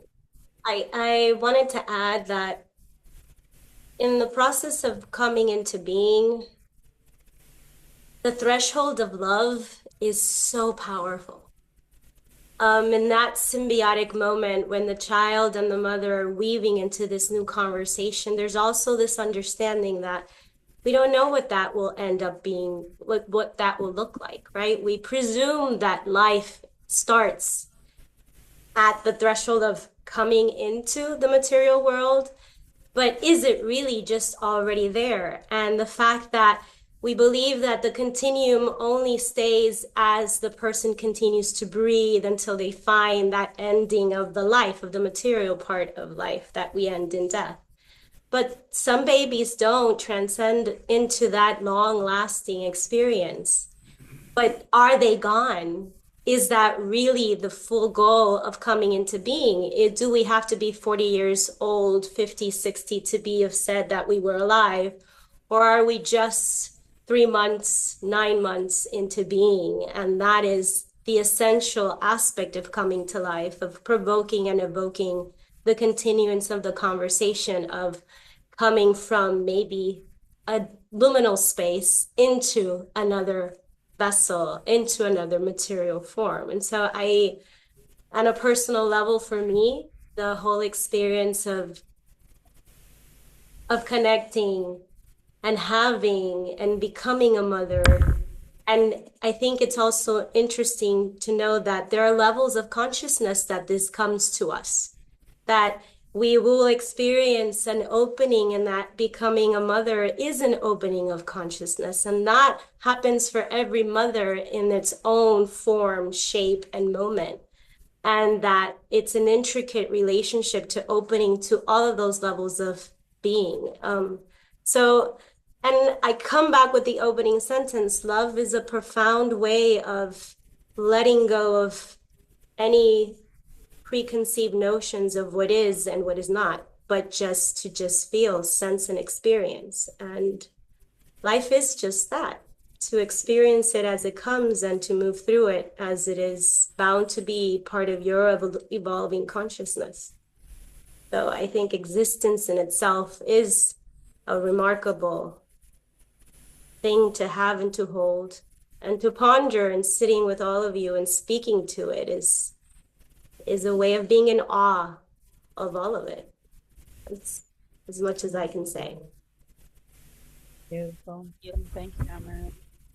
So I'm thinking, yeah, and relating back to leadership, that's where it starts. Right? It's with that movement, with that rhythm, with that integrating the pre-cognitive, maybe the post-cognitive, if we're really pushing transpersonal boundaries. Why not? Jaspr, I see you laughing. Want to jump in? It's a smile of affirmation. I'm not laughing. I guess I'm laughing too. It's all not that serious. It's all going to go away and then rebirth and restart anyway. I love what you said. What everyone said, actually. We're speaking on so many different access points and pointing to the same thing. And love kind of encapsulates all of it. Amarillis, to your point, if I can bring a little bit of structure or grounding to the original question, the womb as the primary ecology or the first ecology, I see maybe 4 foundational forces that shape the earliest chapters, which really is a continuation. If you take away the linearity of time, one of them being the attachment dynamic between the child and the caregiver, the child and the mother, the relational scaffolding, literally through the umbilical cord and the womb, but also symbolically of, again, pointing back to Darshya Narvaez's work of re-nesting humanity as a whole. And what does that look like? I see maybe nested circles of support, like concentric circles around not just the mother and child dynamic, but the partner and the mother, and then the immediate community around the partner and the mother, the village, and then nest that within the greater circle of the community and society. And so there's layers, going back to what Amarillis is saying, the web of care. It's not just the mother's responsibility or the mother's impact. It's the partner's family and the community. And that presence outward goes inward, actually. Infinity mirrors, a la post, pre, if you want to go there again. And the third being maternal orientation, that was spoken to as well. The mother stands toward the child before conception, during pregnancy, throughout the first chapters, after birth, the perinatal stage being the second womb, 0 to 2. The human organism is essentially a fetus until age 2, compared to other mammals that are born much more developed and mature. And so there's a deep need to understand that 0 to 2 is just as crucial for nurturing and protection as the insular womb. And then finally, the maternal history, the mother's own childhood and the programming and the messages that she got, the inherent memory that she has, it carries into the womb and then beyond.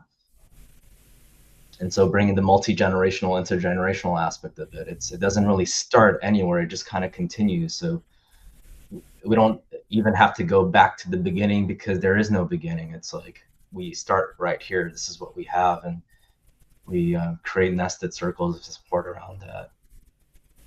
And so there's this marriage that happens. It's both risk and resilience. It can go either way, or it can be both.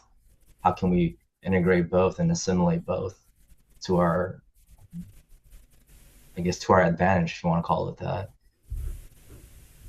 I don't know, there's so much to speak to, but maybe I'll land my plane there. Now that we've called up the space of, sorry, Hugo, now that we've called up the space of pre, post, pre, and we've squarely landed in, just the immensity of being, and being there together. So thank you.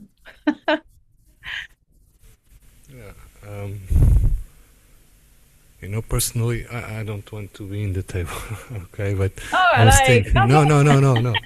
But it comes to my mind, always comes to my mind, the question about conflict. Conflict being a part of life, and we live in a very conflictive world right now. So, and we talk about peace and balance and love. And all of us want, where do I look? All of us want to achieve this, and all of us are trying to do something about this, interpersonally and interpersonally and within the society. But I am really challenged on the thoughts that how can we deal with the natural conflict that exists also inside the womb? And I'm thinking about the matrices on Groff's work, right? On the four matrices, that we go from piece to piece, like Amarillis was saying, pre and sorry. But going through the process also with conflict. So how can we be in this peace and loving consciousness also with conflict? How can we coexist? Because we are still human, at least in this body. How can we coexist with this? So this is my challenge. I don't know if this adds something to the roundtable or not, but yeah. Yeah, no, I mean, I don't know. You like, we all want to jump in. Look at Amarillis there. It's like, well, yeah, I think you landed right back into what maybe Pierluigi would call the two, which is the duality. And then Amarillis wants to say something, and then Pierluigi wants to say something. Amarillis. All I wanted to say was that, yes, conflict is part of the process. Growth, even in utero, and having all these parts coming together is a process of conflict. There is a pull and a toll. It's part of the whole coming into consciousness. So peace is not devoid from growth. It's part of it. So, and love is a continuance of all of these processes of expansion. So to believe that coming into the womb experience and being in the process of becoming or being is not going to come with challenges is to believe that that is not part of the experience. I don't know. The way that I see it is that it's part of it, not something that I think needs to be taken away. I think it's more of an understanding and holding space for it. At least that's how I feel it. The synchronicity always works. I was there writing an article when I was called to come to the round table, and the article was about conflict. And I just read the etymology of conflict.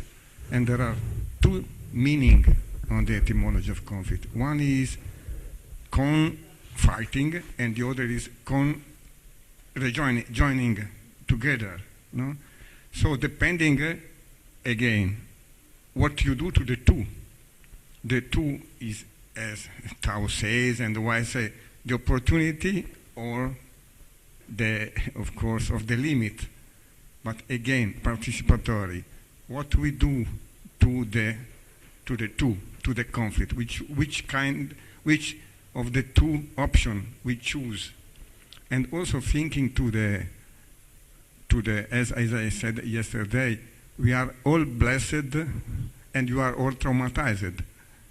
But if you remember that we are blessed, we recognize that the trauma is the gift to be blessed and to become in life. There is no life without passing through the channel. So the channel, if we are in the dual again, if you are in the dual mind, we see the tunnel as the uterus, the womb as the paradise, and the tunnel as the hell. But it is not.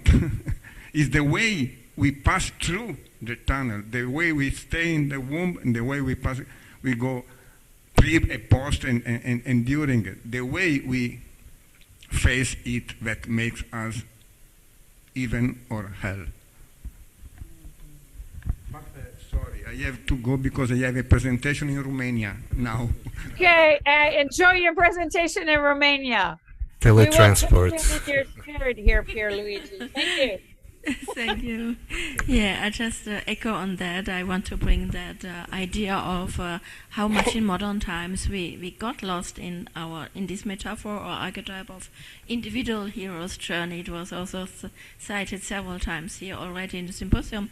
There's now a new book came out. It is called True Human, and this author uses the metaphor that we need to move in a kinship hero's journey, and by this she means that we are constantly in hero's journey with all relations and with all worlds, and I find this very, very helpful, actually very simple translation of our so ecocentric individual hero's journey to come into a hero's journey with all relations, and then we are constantly descending, ascending, and evolving, and dying, and rebirthing, and etc. And then I really feel it's like the process of a diamond until the diamond is really clear.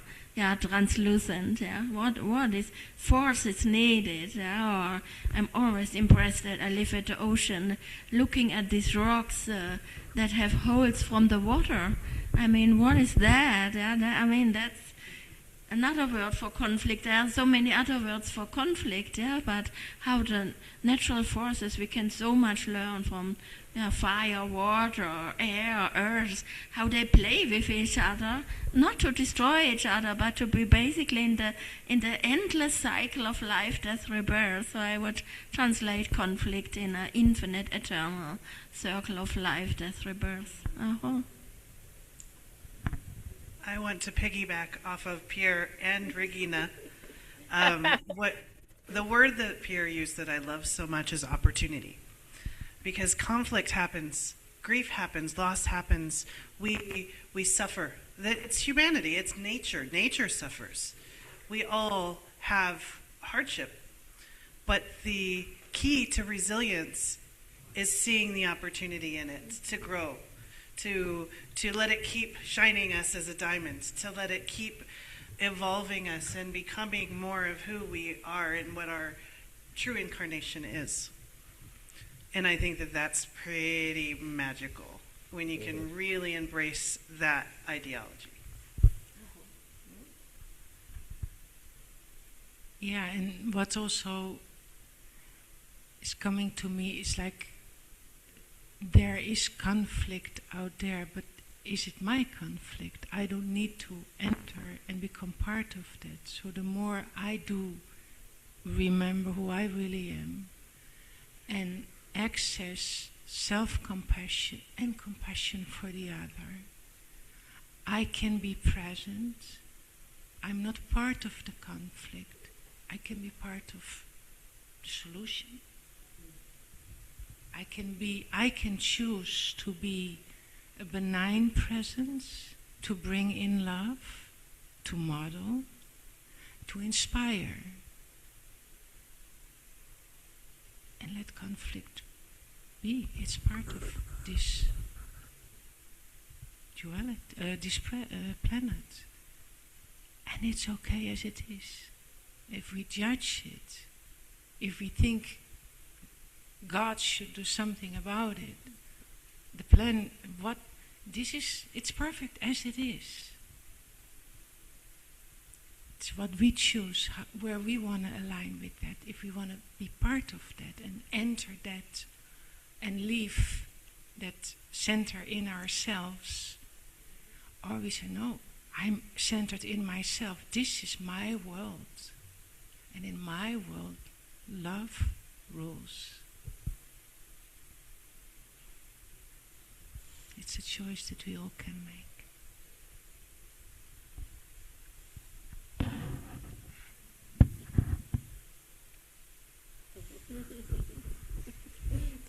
I'm with you, Dorote, with all those arts.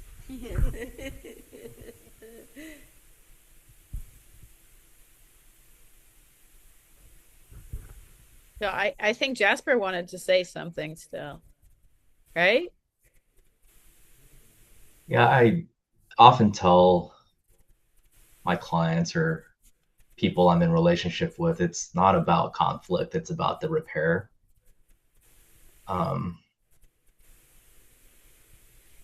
Dorote's like, I don't know about that.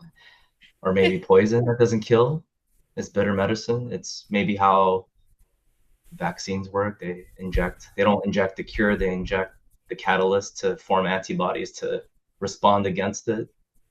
So it could be, it's a catalyst. It can be a catalyst for transformation, catalyst for growth.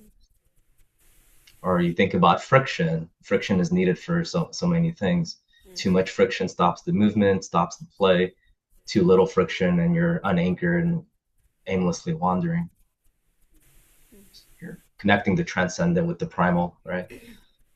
Through embodiment is conflict, it's inculcation, it's heavy, it's pain, but it's also pleasure, it's awakening. So yeah, it's the response. Conflict is there, but it's the response that matters. Yeah, interesting, Jaspr, that you say that. It's like, but you see me how I was reacting right away. It's like, yeah, well, because, it's because we judge the conflict as it means something negative, right? But it really isn't. Is when we look at how many types of people we have in the world, we're going to have conflict, but that doesn't mean that we have to make war out of that conflict. We can have conflict and we can have peace. They can coexist together very nicely. But everybody needs to be able to have a place where they can speak up, going back to, Celeste Donna is like, that's the agency piece, and it's also the freedom of choice, but it's the engagement. So if you have everybody harmoniously agreeing and that's it, that's like it doesn't work. Because it's also not authentic and it's not true. Because we all have differing backgrounds and opinions, and let's not even go into culture, right? So it's like we didn't all grow up the same way. We see things differently, but what do we do with that? So, this is so rich, so rich.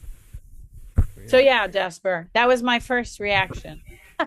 Sorry, I had to jump in. But, look at the Enneagram and then check out the types. And then you'll know, hey, we all have our little roles in this. And so prodding is one of mine. Yeah. just being like transparent. Type 8, are you, Dorote? What?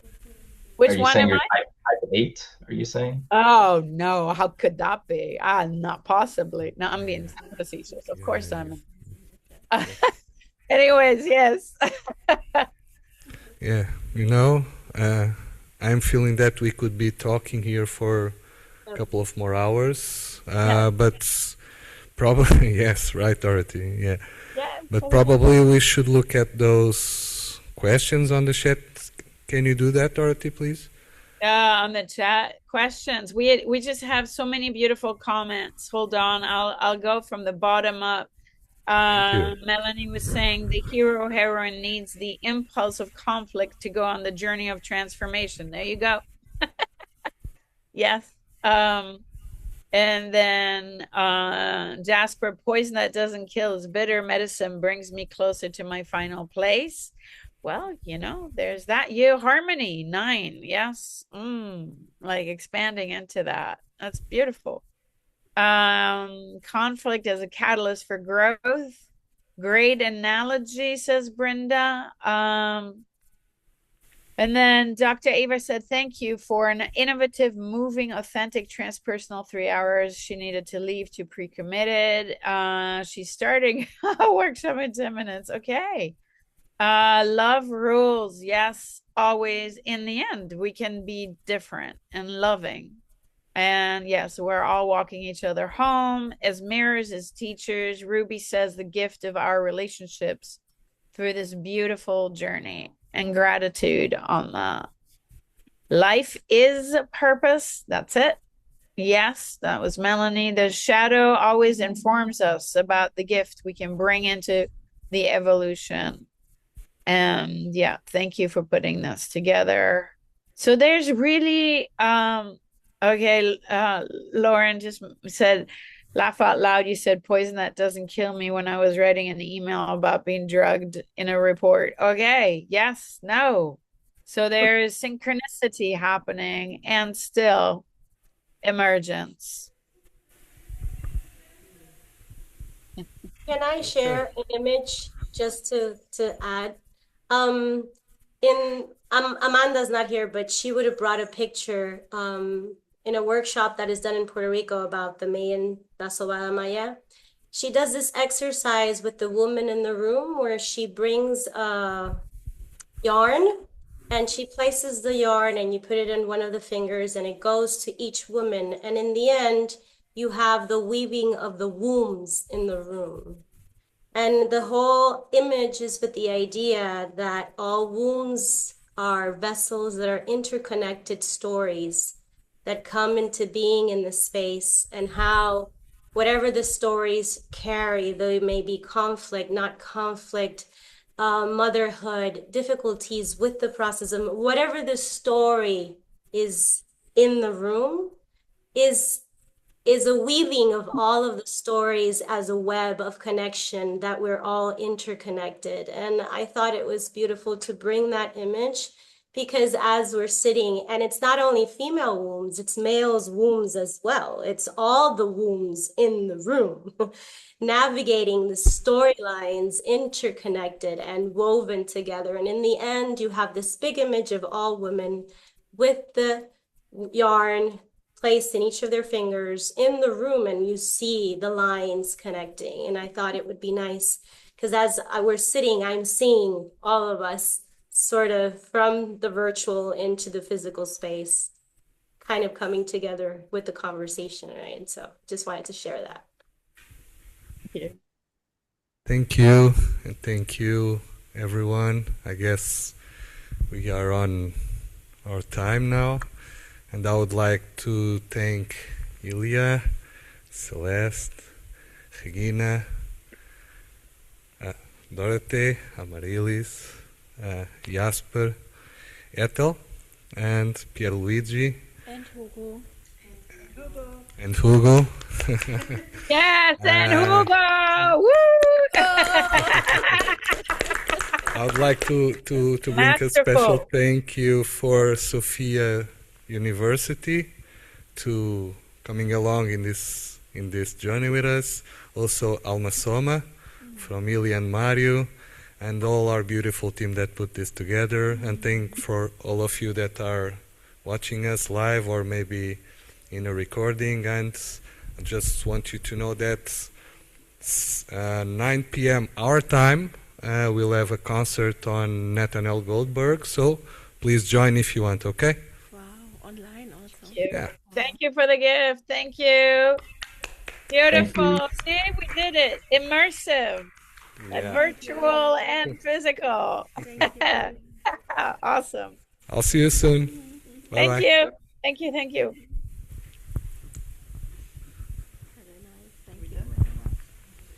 That's lekker.